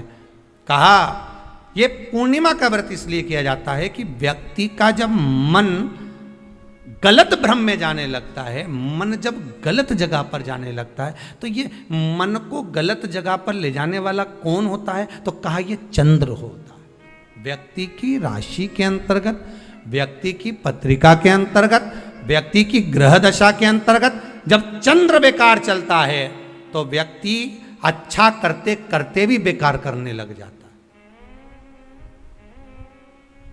चंद्र डोल रहा है। कई माताएं कहती हैं गुरुजी हमारे बेटे को आशीर्वाद दीजिए, बहुत गलत संगत में जा रहा है। मतलब समझ जाना कि चंद्र गड़बड़ जा रहा है। बेटी अगर गलत मार्ग पर जा रही है, बेटी अगर गलत संगत में जा रही है, किसी अन्य व्यक्ति की ओर आकर्षित हो, चंद्र गड़बड़ हो रहा है, उसका चंद्र कहीं जा रहा है। कोई पुरुष, कोई लड़का कोई गलत मार्ग पर जा रहा है, चंद्र गड़बड़ हो रहा है। घर में जो क्लेश उत्पन्न होता है, घर में जो विवाद उत्पन्न होता है, उस विवाद को रोकने के लिए केवल चंद्र की ही, इसलिए तो पूर्णिमा घर की नारियां हमारे यहाँ हिंदू धर्म में यहां तक स्कंद पुराण में कह दिया कि प्रत्येक पुण्य। आप लोग कभी आप लोगों ने सत्यनारायण जी की कथा करवाई है? जितने लोग आस्था चैनल पर कथा सुन रहे हैं, जितने लोग फेसबुक यूट्यूब पर कथा सुन रहे हैं, यूट्यूब पर कथा का श्रवण कर रहे हैं, उनने कभी सत्यनारायण की कथा करवाई होगी। तो उसमें लिखा है हर कार्तिक, हर पूर्णिमा को, हर संक्रांति को ब्राह्मण सत्यनारायण भगवान की कथा या राजा या वैश्य कथा को कराता था, या बढ़िया कथा कराता। सुनी कि नहीं सुनी ये बात? सत्यनारायण भगवान की कथा में लिखा है, स्कंद पुराण के अंतर्गत जो सत्यनारायण भगवान की कथा का स्मरण किया उसमें लिखा है प्रत्येक संक्रांति पूर्णिमा को सत्यनारायण की कथा करवाने लगा और ये योनि को प्राप्त हुआ, इस योनि से छूटा, इस योनि में गया। लिखा है, सब कुछ लिखा है। अब उत्ते से समझ जाओ कि पूर्णिमा को सत्यनारायण की कथा करने का बोला है। तो पूर्णिमा को सत्यनारायण की कथा का क्यों बोला? वैसे तो रोज कराओ सत्यनारायण जी की कथा, प्रतिदिन कराओ, मना नहीं है। आप क्या कोई विशेष फंक्शन है आप सत्यनारायण जी की कथा करवा, पर पूर्णिमा संक्रांति को और संक्रांति को पूर्णिमा को सत्यनारायण की कथा का स्मरण क्यों करवाया गया? क्योंकि पूर्णिमा के दिन अगर ये भगवान का व्रत रख लेगी, पूर्णिमा के दिन अगर ये खीर का प्रसाद बना लेगी, थोड़ा सा दूध की कोई सामग्री बना लेगी और भगवान को भोग लगा देगी, भले सत्यनारायण भगवान के भाव से बनाए, भले सत्यनारायण जी के निमित्तार्थ बना, पर अगर इसने सत्यनारायण भगवान के निमित्त से बना, पर पूर्णिमा के दिन अगर ये व्रत रखेगी, उपास रखेगी या कोई सामग्री बनाकर भगवान की पूजन कर लेगी, तो इसके घर में जो अशांति है वो शांति में बदल जाएगी। इसलिए कई घरों में आज भी सत्यनारायण भगवान की पूजन हर पूर्णिमा को करती है। माता किताब लेके बैठ जाती है, तुरंत उन्हें ऑफिस जाना, कहीं काम पे जाना, और तुरंत उसने जल्दी कलश रखा, कलश नहीं भी रखे तो भगवान की पूजन कर के ब्राह्मण देवता को बुला लेगी, ब्राह्मण नहीं आएंगे तो खुद कर लेगी, पर करती जरूर है। इतना सा आटा सेक लेगी, पंजेरी बनाई, सीरा बनाई, मिठाई रख दो, कुछ भी करेगी पर सत्यनारायण की कथा कर ले, उसका मन लग गया उसमें। मतलब पूर्णिमा को करना है, उसको करने से क्या होता है? शांति रहती है, शीतलता रहती है। जिसके घर में हर महीने की पूर्णिमा को खीर बनती हो, ध्यान दीजिएगा, बहुत सुंदर संवाद चल रहा है, बहुत ध्यान देने वाली बात है। प्रत्येक महीने की पूर्णिमा को जिसके घर में दूध की सामग्री बनती हो, दूध की सामग्री तैयार होती हो, खीर प्रसाद तैयार होता हो, उसके घर में कभी क्लेश नहीं हो सकता। चाहे सास बहू एक दूसरे के सामने वो कहे ना, वो सांप और नेवले की लड़ाई क्यों ना, फिर भी शांति हो जाती है। पर प्रत्येक महीने की पूर्णिमा होना चाहिए। ये नहीं कि तुमने एक महीने की पूर्णिमा पे बना लिया और दूसरे महीने की पूर्णिमा को गायब कर दिया। फिर किसी ने कह दिया आज चूरमा तो बन रहा है, दाल बाटी तो बन रही है चूरमे के साथ में, लड्डू बन रहे हैं, तो काय को खीर बना रही हो? तो तुमने अब वो खीर प्रसाद। जैसे प्रदोष व्रत का जो उद्यापन होता है, प्रदोष के व्रत का जो उद्यापन होता है, उसमें सबसे मूल क्या है प्रदोष व्रत के उद्यापन में? कि दो चीजें मूल है प्रदोष व्रत के उद्यापन में, कि आप प्रदोष का व्रत करो तो या तो 11 करो प्रदोष तब उद्यापन करो, या 26 प्रदोष करो तब उद्यापन करो, या उससे ज्यादा कर लिए तब उद्यापन, तुम्हारा मन हो जब उद्यापन करो। पर उद्यापन की मूलता में दो चीजें, कि प्रदोष के दिन के एक दिन पहले गणेश जी की पूजन हो जाना चाहिए। उद्यापन की जो पूजन होती है वो पहले गणेश जी की पूजन एक दिन पहले हो प्रदोष के, और प्रदोष वाले दिन फिर हवन यज्ञ पूजन करा। और हवन में क्या चीज जरूरी है? खीर बनाकर 108 बार शंकर जी की नाम की पार्वती के साथ की आहुति देना जरूरी है। खीर की महत्वता है।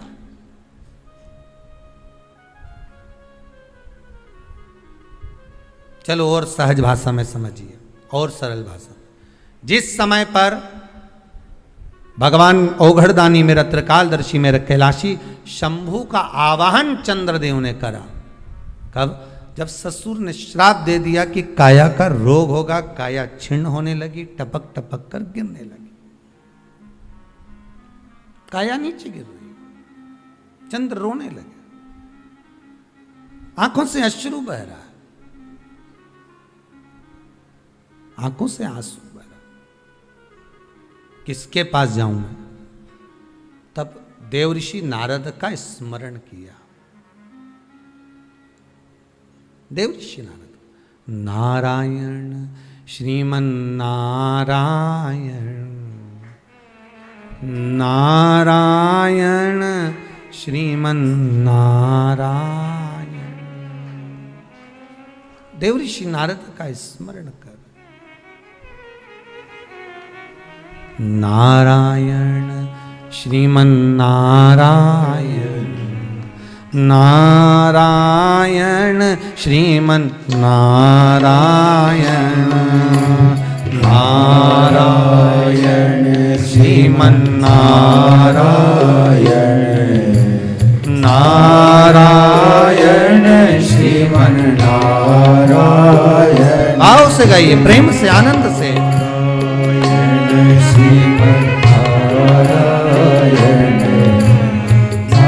नारायण श्रीमन नारायण, ओ नारायण श्रीमन नारायण, ओ नारायण श्रीमन श्रीमन नारायण नारायण श्रीमन नारायण नारायण श्रीमन नारायण नारायण श्रीमन नारायण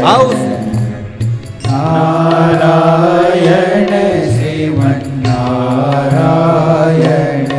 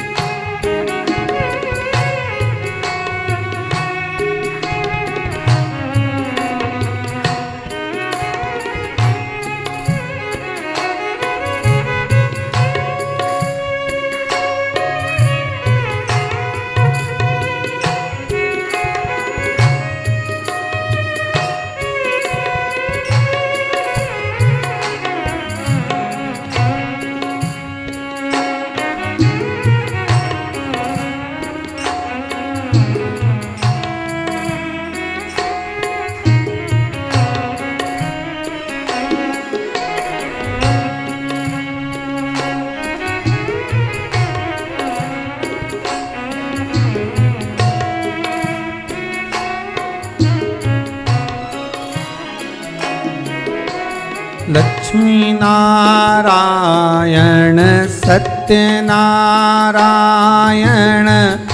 नारायण हरि नारायण लक्ष्मी नारायण सत्यनारायण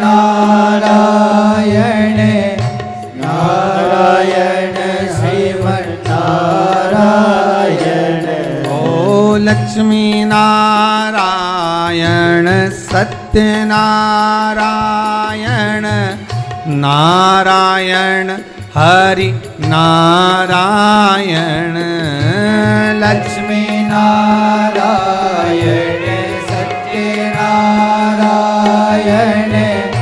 नारायण हरि नारायण बोलो नारायण श्रीमन नारायण नारायण श्रीमन नारायण नारायण श्रीमन नारायण नारायण श्रीमन नारायण बोलो नारायण श्रीमन नारायण नारायण श्रीमन नारायण नारायण श्रीमन नारायण नारायण श्रीमन नारायण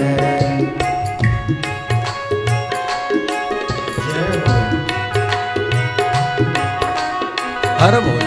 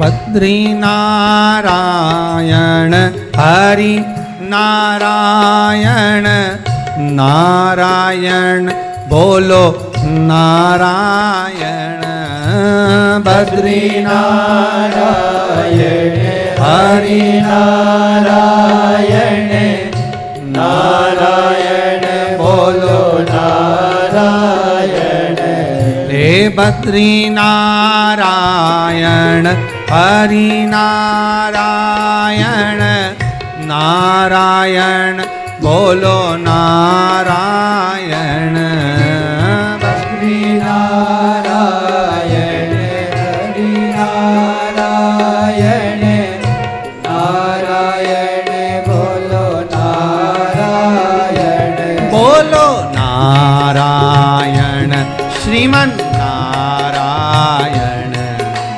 नारायण हरि नारायण नारायण श्रीमन नारायण नारायण हरि नारायण ओ नारायण हरि नारायण ओ नारायण हरि नारायण देवर्षि नारद को याद किया चंद्रदेव ने कि मेरी काया क्षीण हो गई।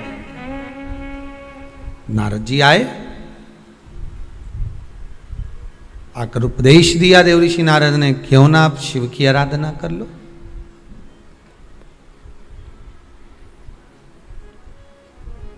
पूर्णिमा का जो व्रत है भगवान विष्णु का भी है तो शिव का भी है, दोनों स्वीकृत है।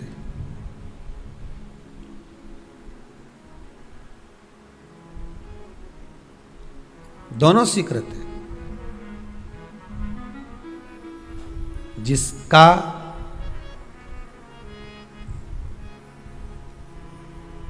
चंद्र आपकी पत्रिका में, आपकी राशि में, आपके स्वरूप में, हर व्यक्ति के संपूर्ण शरीर के अंदर 33 कोटि देवता विराजमान है। अलग अलग इंद्रियों पर अलग अलग देवताओं का निवास है।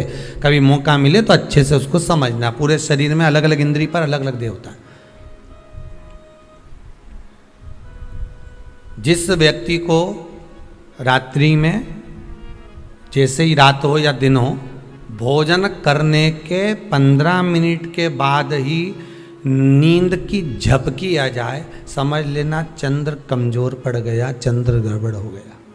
बहुत ध्यान सुनिएगा जरा। पूर्णिमा का व्रत किसके लिए, वो भी ध्यान से दीजिए।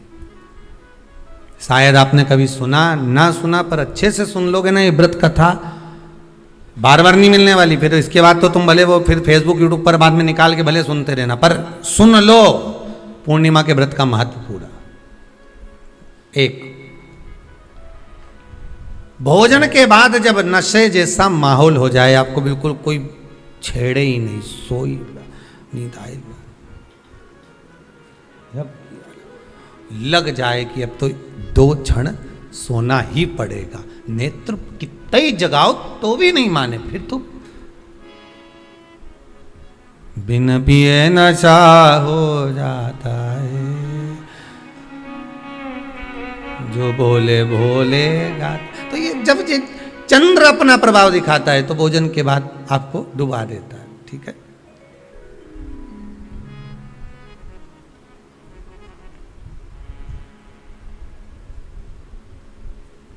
एक बहुत सरल भाषा में कहेंगे, आपको थोड़ा समझना पड़ेगा कि कहीं कहीं आपने सुना होगा कि 14 और पूर्णिमा पे कहीं गया होगा इसलिए ऐसा हो गया। बोले सुना है कि नहीं सुना? 14 पूर्णिमा पे कहीं गया होगा या 14 पूर्णिमा पे कहीं गई होगी तो ऐसा हो गया। क्यों कहते हैं, उसका कारण क्या है? आखिर बात 1400 पूर्णिमा को क्यों लोगों ने बदनाम कर दिया कि 14 पूर्णिमा पे कहीं गई होगी तो बाल खोल के गई होगी, या ऐसा करा होगा तो वैसा करा होगा तो ऐसा हो गया, या ये चीज़ इसके साथ में ऐसा हो गया, या एक्सीडेंट हो गया, या ये चीज़। कारण क्या होता है? क्यों पूर्णिमा और अमावस्या के समय पर ही ज़्यादा एक्सीडेंट के योग बनते हैं? क्यों पूर्णिमा अमावस्या के अंतर्गत ही ज़्यादा कष्ट के योग बनते हैं, बीमारी को पनपने के कारण क्या होता है, उसका क्रम क्या है, कारण क्या है? उसका एक कारण है आपके चंद्र की महत्वता घट जाना। जब चंद्र की महत्वता घटती है तब जाकर शरीर में कहीं ना कहीं रोग की मात्रा बढ़ जाती है। रोग अपना प्रभाव चंद्र के कारण दिखाना प्रारंभ, पर मन में बेचैनी नहीं हो, बेचैनी रहे, नींद नहीं आ रही है, कुछ मन में ऐसा लग रहा है कि कुछ होने वाला है, मन में स्थिरता नहीं आ रही, समझ लेना कि चंद्र गड़बड़ हो गया है। अब इस चंद्र को साधना है तो शिव तत्व में जाना पड़ेगा। फिर कुछ मत करिए, पूर्णिमा का व्रत चालू कर दीजिए। क्या करना है? केवल पूर्णिमा का व्रत चालू कर दो। और कितना प्रभाव है पूर्णिमा के व्रत का? घर में 50 लोगों का परिवार है, 15 लोगों का परिवार है, 20 लोगों का परिवार है, और परिवार में से अगर एक पुरुष या एक स्त्री कोई भी पूर्णिमा का व्रत करता है तो पूरे परिवार के लोगों का चंद्र संवर जाता है, पूरे परिवार के लोगों का चंद्र सुधर जाता है। पूर्णिमा के व्रत का इतना प्रभाव शास्त्र कर रहा है, स्कंद पुराण कर रही है। पर व्रत कब से लेना है पूर्णिमा का? चैत्र की पूर्णिमा से, ठीक है? नहीं तो तुमने सोचा इतना महत्व सुना है पूर्णिमा के व्रत का तो मैं तो आज से ही नहीं खाऊंगा छू, आज से ले लो। तो ये हर कोई सब व्रत, तुम्हारा मर्जी पड़े, तुम तो आधी रात को उठ के भोजन करने लगो तो ये कहीं वर्णन नहीं, तुम तो आधी रात के नहा लो तो ये कोई महत्व? तो हर चीज़ का एक समय होता है कि इतनी बजे उठना, इतनी बजे मंजन करना, ऐसा करना, भोजन करना, ये समय पर फलाहार करना, ये समय पर ये, तो ये सब चीज़ का एक समय होता है, हर चीज़ का एक समय। अब कथा तुम दिन में सुन लो, शाम के सुन लो, अब आधी रात को तुमको कोई उठा के 1 बजे रात के उठ, भेरू उठ जा, कथा सुन ले, तो भेरू उठेगा? और आधी रात को भेरू उठ भी गया ना तो तुम्हें भेर भी बना देगा। कथा सुनने वाला है। हर चीज का एक समय होता है कि आपको ये समय पर आपको ये ग्रहण करना, आपको इस समय पर भगवत स्मरण करना, आपको इस समय पर नाम जाप करना, आपको इस समय पर भगवान की भक्ति को धारण करना। परिवार में अगर किसी ने एक पूर्णिमा का व्रत कर रखा है, एक व्यक्ति ने भी करा है, तो 50 की ग्रह दशा जब उसके स्पर्श में आती है, पूर्णिमा का जो व्रत होता है ना, स्पर्श का सुख दे जाता है। बहुत बहुत ध्यान दीजिएगा। जैसे आपने किसी ने पानी मांगा, आपका पूर्णिमा का व्रत है, और भले आप उठ के पानी लेने नहीं गए क्योंकि आपका व्रत है, क्योंकि जिसका व्रत होता है बेचारी वो तो ज्यादा कुछ करती नहीं पाती, पर किसी ने आपको पानी लाकर तो दिया ना। अब पानी लाकर जिस व्यक्ति ने दिया उसका स्पर्श तो हुआ ना। ये अभी गई थी ना दूसरी लहर कोरोना महामारी, इसको देख लो, इसको टच किया, इससे टच होकर उस पर गया, उससे टच होकर उस पर गया, तो ये कोरोना महामारी। अब जब ये कोरोना महामारी टच करने से फैल सकती है तो व्रत का पुण्य टच करने से क्यों नहीं बढ़ सकता? विचार करिएगा जरा, उसका भी तो पुण्य। अब आपने किसी को जल दिया जिसका व्रत था उसको जल दिया। और सरल भाषा में समझ लो, कभी मथुरा वृंदावन गए हो आप लोग? अगर मथुरा वृंदावन गए होगे, उज्जैनी गए होगे, काशी गए होगे, कहीं तीर्थ में गए होगे, या कभी कुबेरेश्वर धाम कभी आप लोग आएंगे जाएंगे, कभी आपको ज्ञात होगा, तो कभी आप लोग दर्शन करेंगे कि जब भोजन प्रसाद होता है तो लोग उसको बांटने के लिए देते हैं कि कोई आया है तो उसको कुछ प्रसाद मिल जाए, भंडारे की प्रसादी मिल जाए। तो भंडारे की प्रसादी जब वो खाता है उसका स्पर्श होता है, स्पर्श होता है तो जिसने भोजन किया उसका पुण्य जो दे रहा होता है उसके खाते में चले जाता है।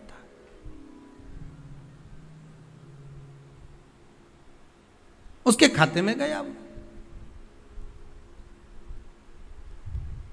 पूर्णिमा के व्रत का नियम है, घर में एक सदस्य भी कर रहा है, किसी ने उसको भोजन बनाकर थाली में कुछ प्रसाद फलाहार सामग्री दी, उसका स्पर्श बड़ी बहू को हुआ, बड़ी बहू रसोई घर में गई, उसने बाकी की चीज़ों को छू लिया, उसको देवरानी ने छू लिया, देवरानी ने कोई बर्तन छुआ, उससे तीसरी देवरानी ने देखा, उसने कोई चीज़ छू ली, तो वो छूते छूते छूते छूते वो पूर्णिमा का प्रभाव पूरे घर के लोगों को हो जाता है, और उनका चंद्र इतना प्रबल हो जाता है कि अपने आप उनकी बेचैनी, उनकी आलसता समाप्त हो जाती है। नहीं तो एक व्यक्ति के कारण पूरे चंद्र दशा खराब। एक दुखी तो सब दुखी, एक सुखी तो सब सुखी। वो देख ले कि हाँ इसको सुख मिल गया है, अब ठीक है।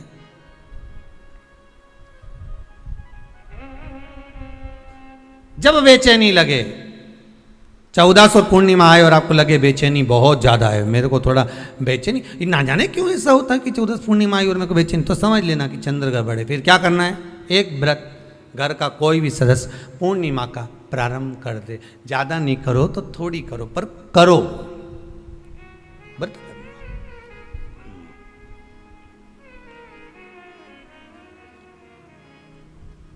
बहुत क्लेश हो रहा हो,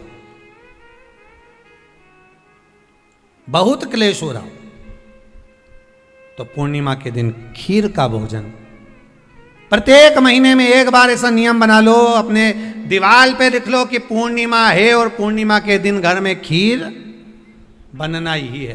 केवल शरद पूर्णिमा अकेली पे नहीं हो, तुम एक पूर्णिमा पे तो बनाते हो खीर, शरद पूर्णिमा के दिन तो खूब जोरदार बना बुनो के ना डोलची के छत पे धर दो, उठा के भगवान ही धर दे कहीं कहीं की, तो छत पे बनाए। तो बच्चे पूछ ले मम्मी ये छत पे क्यों रखी है, तो क्या अमृत गिरेगा।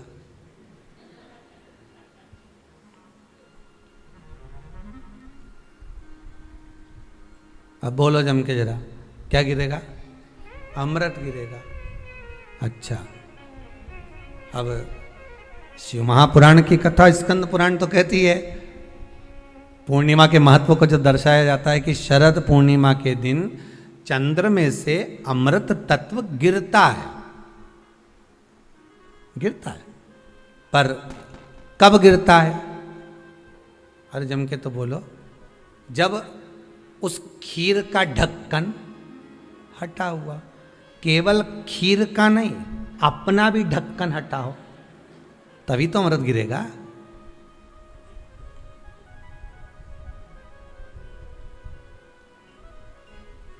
अब दिमाग में तो ढक्कन बंद है, खीर रख दी छत पे, भगवान मन में सोच रहे कि देवताओं को अमृत कब मिला था, जब उन्होंने मेरा नाम पुकारा था, केवल खीर बना के नहीं धरी थी कि छत पे खीर धर दो और अमृत आ जाएगा, नहीं नहीं, खीर के पास बैठकर थोड़ी देर बैठकर हरे राम कहो सीताराम कहो, सीताराम कहो राजा राम कहो, कुछ भजन तो गाओ। अब तुमने तो नीचे से बना के छोरा कर दे दी, धरिया ऊपर छत पे, और छत पे ले जाके खीर धर दी और खीर रखी तो मम्मी ने क्या केवल ढक्कन लगा के रखना, बिल्ली खा जाएगी, तो उसमें ढक्कन केवल खीर में नहीं लगाया, अपनी बुद्धि में भी लगा लिया। अरे स्कंद पुराण की कथा कहती है जब पूर्णिमा के दिन तुम खीर बना रहे हो, अगर शरद पूर्णिमा के दिन खीर बना रहे हो तो प्रयास करना कि थोड़ी देर बैठकर राम नाम, कृष्ण नाम, शिव नाम, भगवान की भक्ति का 2-5 भजन तो हो जाए। अब दिमाग में लगा ढक्कन, खीर में भी लगा दो ढक्कन, अमृत कहां से झड़ेगा। भगवान भी सोचे, ना राम नाम लीनो तूने भरी जवानी में, तो डूब के मर जा रे चुल्लू भर पानी में। अब भगवत भजन करे नहीं और क्या कि अमृत झड़ेगा, भगवान के कहीं नहीं झड़े, फालतू की बात। राम नाम बोलती तो अमृत झड़ता, कृष्ण नाम बोलती तो अमृत झड़ता, भगवान का भजन करती तो अमृत झड़ता। इसलिए शरद पूर्णिमा पे मंदिरों में जो खीर बनती है ना, तुम्हारे घर की खीर और मंदिर की खीर के मिला के देखना जरा, दोनों में स्वाद किस में आए, जरा मिला के देखना। मंदिर की खीर में स्वाद आ जाए, क्यों, वहां भाइयों बैठ के खूब भजन गाए, तावा का हंडा में तातो दरो पानी नीनाए भोला नवा के रूंग। अब दिन रात के जो भजन गाने पिली ने 9 बजे से लेकर 12 बजे तक खूब गाया, वो भजन का जो अमृत था वो खीर में मिल गया, खीर में मिला तो स्वाद आ गया। अब तुम तो गाई ही नहीं, तो डब्बा में कहीं खाक स्वाद है।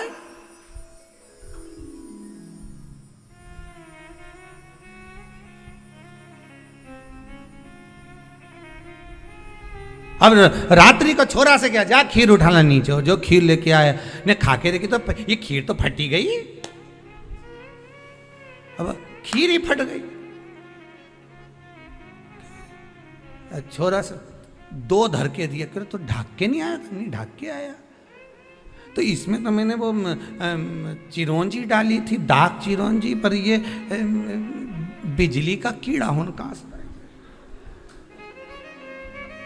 और डाली थी दाग चिरौंजी, आ गए हम।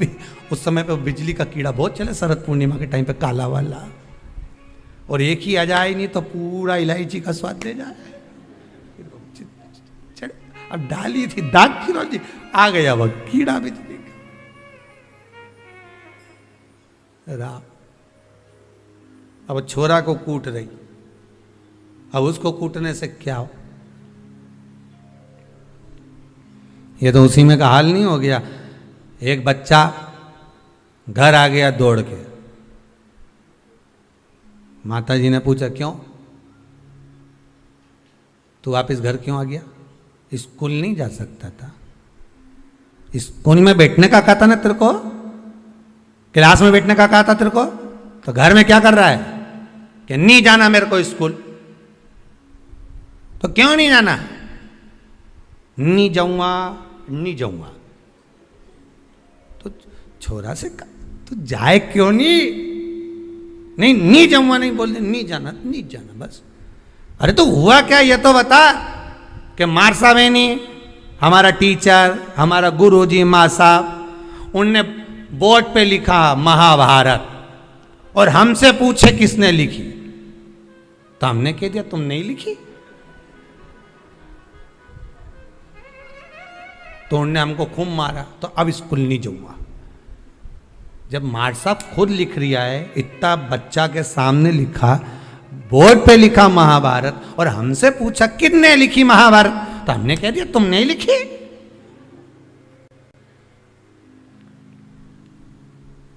उन्होंने तो हमको टेबल पे खड़ा करने खूब दोचा, जैसे मंदिर के घंटा हो, खूब बजाया, खूब मारा।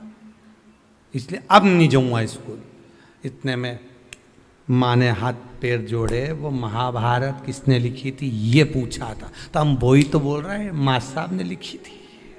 हम कौन से अलग बात बोल रहे हैं? हम भी तो बोल रहे हैं कि टीचर ने लिखी, माँ साहब ने लिखी।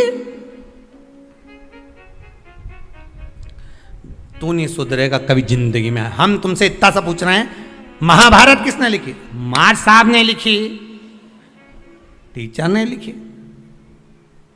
और देखो मम्मी, भाई सुन ले, आई तू भी सुन ले, अब बार बार महाभारत की मत पूछना मेरे से। एक बार बोल दी मैंने उनने लिखी, उनने लिखी, उनने लिखी, अब बार बार मत पूछना।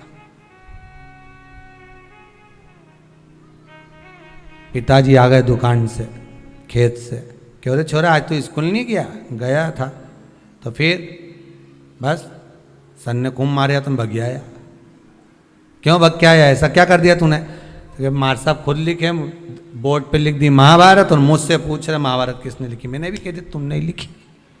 तो मार साहब ने खूब मारा, मैं अब नहीं जाऊंगा। तो पिताजी बोले रे मूर्ख, तुझे बता देना तो महाभारत किसने, तो वही तो बताया कि माँ साहब ने लिखी। पिताजी भी क्या बोलेगा? हम भी इसी भ्रम में महाराज, हम सोचे कि हम बस खीर में अमृत झड़ेगा। भगवान के जब झड़े जब राम बोले, अमृत जब झड़े जब कृष्ण बोले, अमृत जब झड़े जब भगवान का भजन होवे। केवल खीर बना के डब्बा को छत पे रखने से अमृत नहीं झड़ता। भगवान के भजन के साथ अमृत तत्व की जो प्राप्ति होती है तो वो आनंद ही दूसरा हो।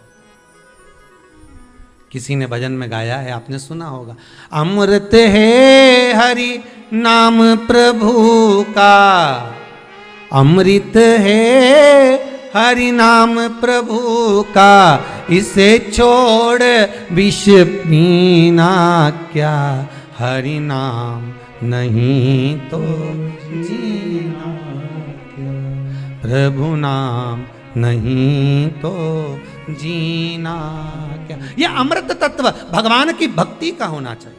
ये अमृत तत्व परमात्मा की भाव का, निर्मलता के भाव का होना चाहिए। तो स्वाद।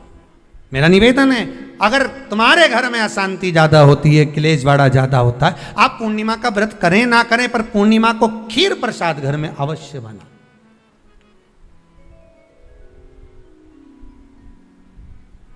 12 महीने की पूर्णिमा करके देखने में क्या जा रहा है? देख लो बना के। नहीं तो ना तो सियोर वाला महाराज तुम्हारे यहाँ खाने आ रहा है, नहीं तो खीर तो अपने घर में ही है। कोई महाराज तो नहीं आएगा खाने के लिए किसी और वाला महाराज को तुम खीर का डब्बा पहुंचा दो कि बा हर महीने की पूर्णिमा को तुम्हें ही खाना है, तुम्हें ही बनाना है, इतनी सी बना लो, पर बनाओ, देखो कि घर में शांति होती कि नहीं होती। बनाकर जाने में क्या जा रहा है, नहीं तो खीर तो है ही सरी, अगर शांति नहीं हुई तो खीर तो है, खा ही लेंगे, पर बना के देखने में कुछ जा रहा है क्या? बनाओ।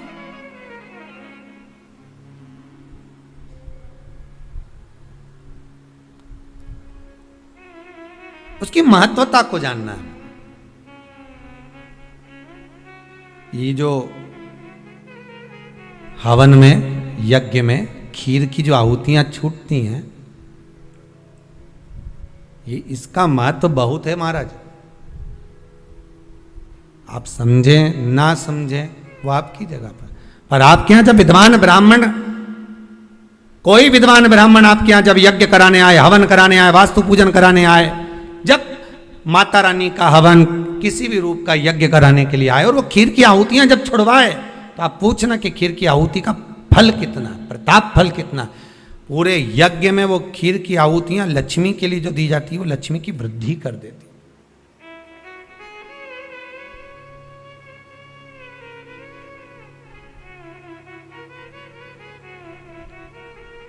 उसका महत्व कितना बढ़ जाता है, उसका महत्व कितना प्रबल हो जाता है। खीर क्या होती है, बनाइए एक बार। पूर्णिमा के व्रत का महत्व चंद्र से, और जिसके यहां क्लेश हो, कोई व्यक्ति मीठा बोलकर आपसे स्नेहवश, प्रेम बढ़ाकर, स्नेह बढ़ाकर, आपसे प्रेम वात्सल्यता करुणा स्नेह बढ़ाकर जब आपसे कुछ धन लेकर चले गया हो, और अब आप उससे मांग रहे हो, आप उससे लेना चाहते हो और फोन कर रहे हो, मिलने जा रहे हो कि मेरा पैसा दे दे भैया, और वो प्रेम खत्म कर चुका है, स्नेह खत्म कर चुका है, धन नहीं दे रहा, वहां पर भी ये पूर्णिमा का व्रत काम करता।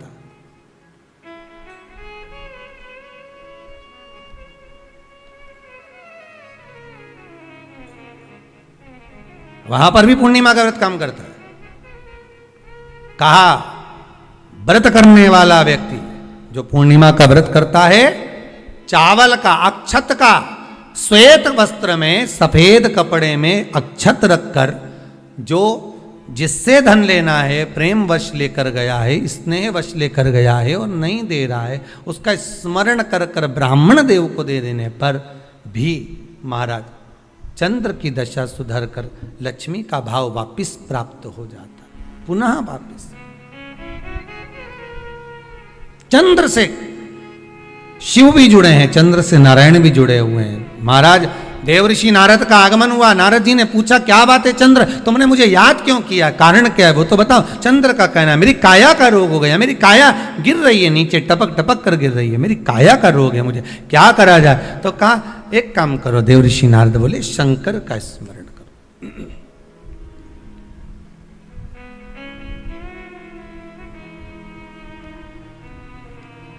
शिव का स्मरण कर लीजिए। चंद्रदेव ने पूछा शंकर का स्मरण मैं करूं, प्राप्त करूं, क्या भगवान शिव मेरे संकट को हरने के लिए आएंगे? क्यों नहीं। चंद्र के मन में थोड़ा संशय है, क्या शिव आएंगे मेरा संशय हरने के लिए? हाँ, क्यों नहीं आएंगे। तो देवऋषि नारद के सामने एक संशय और पैदा कर दिया चंद्रदेव ने। बात ऐसी है कि मैं, दक्ष प्रजापति मेरे ससुर हैं जी, और बोलिए शंकर भगवान के ससुर भी, बोलो, दक्ष प्रजापति हैं, सती इनको भी आई है, तो 60 कन्याएं चंद्रदेव के पास में भी गई।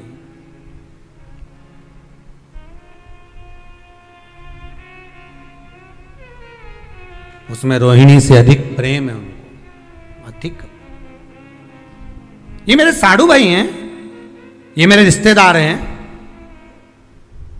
क्या एक रिश्तेदार दूसरे रिश्तेदार का रोग मिटा सकता है कि रोग बढ़ा सकता है? चंद्र के मन का संशय देखिए, फिर वही वाली बात आ गई, व्यक्ति शरीर से गलती नहीं करता, मन से बहुत गलतियां कर जाता है। आप किसी व्यक्ति से कभी मत झगड़ो, लड़ाई मत करो किसी व्यक्ति से, किसी व्यक्ति से लड़ाई मत करो आप, और अंदर से लड़ाई करो, मन की मन सोचते रहो उसका ऐसा हो जाए। एक कथा थी ना, एक चंदन का व्यापारी चंदन बेचने के लिए आया, राजा के महल में आ गया। राजा के महल में आकर कहा महाराज चंदन ले लो। राजा सोच में पड़ गया। थोड़ी देर तक सोच में पड़ने के बाद राजा ने अपने मंत्रियों से कहा ले जाओ इसको जेल में डाल दो जो चंदन बेचने आया है। मुनि मंत्री की चित्तवृत्ति में पड़ा, ये राजा कभी किसी को जेल में नहीं डालता, पहली बार चंदन बेचने वाला आया और इसको जेल में डाल रहा।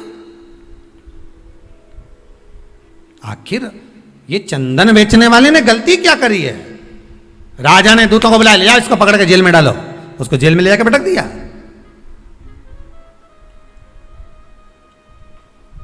डाल दो इसको जेल के अंदर, डाल दो। मंत्री ने अपने राजा को समझाया, स्वामी सरकार दयालु दातार, ये इसने कुछ करा नहीं है, इसको छोड़ दो। मंत्री का कहना माना, उसको छोड़ दिया। नगर से बाहर रहेगा, ये बाहर निकालो, इसको बाहर निकाल दो। नगर के बाहर जाकर रहेगा ये, नगर के अंदर नहीं, नगर के बाहर। मुनिम की बात, मंत्री की मन में बात अड़ गई कि आखिर राजा का इसने बिगाड़ा क्या था जो राजा ने इसको बाहर निकाल दिया, इसको जेल में डाल दिया। आखिर हुआ क्या था ऐसा? सहन नहीं हुआ, पहुंच गया मंत्री चंदन के व्यापारी के पास में। चंदन के व्यापारी से कहा सुनो सुनो जरा, राजा रोज जो भोजन करते हैं ना, उनका भोजन चंदन की लकड़ी में बनना चाहिए। एक वेद जी ने कहा है, तुम एक काम करा करो, 2 कुंटल चंदन प्रतिदिन राजा के महल में पहुंचाया करो, तुम्हारी पैसे पहुंच जाएंगे, तुम्हारा धन पहुंच जाएगा। 2 कुंटल चंदन, हाँ पहुंचाना मत भूलना, भेजते रहना। हाँ हाँ बिल्कुल भेजूंगा। रोज भेज रहा है, प्रतिदिन। एक दिन राजा ने कहा जाओ चंदन के व्यापारी को लेकर आओ, उसका हमें सम्मान करना। राजा ने अपने हीरे की माला निकालकर चंदन व्यापारी के गले में डाल दी। मंत्री की फिर बुद्धि फिर गई, समझ में नहीं आया ये हो क्या रहा। एक बार जेल में डाल दिया, दूसरी बार माला डाल दी। आखिर हुआ क्या? चंदन व्यापारी के पास में मंत्री ने जाकर पूछा कि पहली बार जब तू आया था तो राजा ने तुझे जेल में डाल दिया था, तू क्या सोचकर आया था, बता दे, सत्य बताना। तो उसने कहा बात ऐसी है, जब मैंने राजा को देखा, देखकर मन में सोचा कि मेरे पास में इतना सारा चंदन रखा है, बिक नहीं रहा, अगर ये राजा मर जाए या इसमें आग लगेगी, मरने के बाद इसकी अर्थी जलेगी, चिता जलेगी, तो मेरा पूरा चंदन बिक जाएगा। गलत सोचा था तो वो बोला नहीं गया, पर मन से सोच लिया था, इसलिए मन वाले को मिल भी गया। आप मत लड़ो किसी से, हृदय से सोच लो कि तुम्हें इससे बहुत जलन है, ऐसा है वैसा है, मन में सोच लो उस व्यक्ति की, और तुम्हारे बीच में अपने आप बैर उत्पन्न हो जाएगा, अपने आप लड़ाई उत्पन्न हो जाएगी। भले तुमने उसका कुछ नहीं बिगाड़ा, उसने तुम्हारा कुछ नहीं बिगाड़ा, पर अंदर से जो तुमने सोच लिया तो बैर उत्पन्न हो गया, विवाद उत्पन्न हो गया, लड़ाई हो गई। फिर मंत्री ने पूछा अब क्या बात है? राजा ने तुझे माला पहनाई, आखिर तूने क्या सोचा था? अब मैंने भगवान से प्रार्थना करी थी, इतना अच्छा राजा है, चंदन में रोज भोजन करता है, चंदन की लकड़ी जलाकर और भोजन बनवाता है, भगवान इसको खूब उम्र देना, मेरी भी उम्र दे देना। जब अच्छा सोचा तो हीरे की माला मिल गई। अच्छा सोचोगे अच्छा मिलेगा, बुरा सोचोगे बुरा मिलेगा।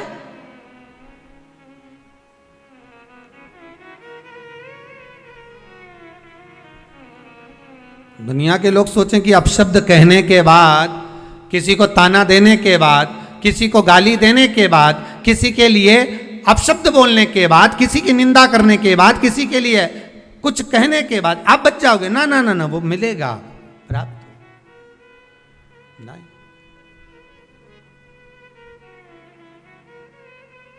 अच्छा सोचिए, इंद्र चंद्रदेव के मन में ये भाव उत्पन्न हो गया कि शंकर जी तो मेरे साधु भाई हैं, दक्ष प्रजापति के ये भी जमाई है तो मैं भी जमाई हूं, क्या एक दूसरे का रिश्तेदार क्या हमारा हित कर सकता है? शिव महापुराण की कथा कहती है यही हमारे भीतर का भेद है। अच्छा सोचोगे तो रिश्तेदार क्या, पड़ोस में रहने वाला भी तुम्हारा हित कर जाएगा, नहीं तो घर में रहने वाला भी तुमको चोट कर कर चला जाएगा। दिल से अगर निभाओगे, दिखावे से नहीं, शरीर से नहीं, केवल मन से निभाने का प्रयास करिए। आप प्रेम देने का प्रयास तो करो, प्रेम मिलना प्रारंभ हो जाएगा साहब। आप करुणा देने का प्रयास तो करो, करुणा मिलना प्रारंभ हो जाएगा जी। आप देख क्या रहे हो? देव ऋषि नारद उसी समय पर प्रकट हो गए। देव ऋषि नारद ने कहा, अरे चंद्र, मन को सुधार, मन को, शिव तेरे दरवाजे पर आएगा। ये विश्वास रख, अगर मन तूने शंकर के चरणों में लगाया है तो शंकर भी कैलाश छोड़कर तेरे पास सोमनाथ में आया है। स्वयं शिव सोमेश्वर बनकर प्रकट हो गए। चंद्र की काया का रोग मिट गया, चंद्र की काया का रोग समाप्त हो गया। चंद्र ने विचार कर लिया कि जो भगवत भक्ति में मन से जुड़ेगा मैं उसके मनोरथ पूर्ण करूंगा। मन चित्त वृत्ति, उपवास करो, उपास करो तो मना नहीं है, पर उपास शरीर से नहीं होना चाहिए, उपास मन से होना चाहिए। आप उपास नहीं भी करेंगे ना और मन लगा लिया ना, आज धर्म पत्नी का आज हरतालिका तीज का व्रत है, आज पत्नी का चतुर्थी का व्रत है, आज पत्नी का छठ का व्रत है, और आपने मन लगा लिया कि आज छठ का व्रत है, आज भूखी रहेगी। भले आप भोजन कर रहे हो पर मन में सोच लिया ना, उसको भूखा देखकर भी आपके मन में भाव उत्पन्न हो गया कि भूखी है, ये भोजन नहीं कर रही है, इसके मन के लिए, तो आपका मन अगर उसके प्रति भाव उत्पन्न हो रहा है, आपका भाव उसकी ओर जा रहा है, तो उसके व्रत का पुण्य आपके खाते में जा रहा है, पुण्य जा रहा है आपके खाते।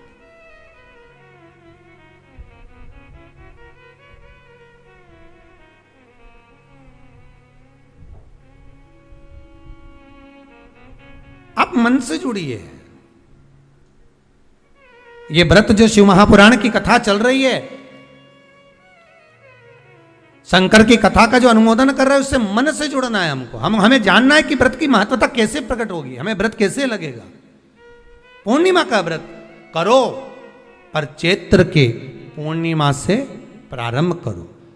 नहीं कर सकते, खीर बनाना आप पूर्णिमा की पूर्णिमा प्रारंभ करो। गृह शांति, घर की शांति के लिए, आनंद के लिए, उमंगता के लिए, उत्साह के लिए। महाराज शंकर की कथा कहती है, देवराज मंदिर के अंदर बैठकर शिव पुराण सुनता रहा, अंतिम में जब प्राण त्यागे शिव के धाम गया। कारण क्या था?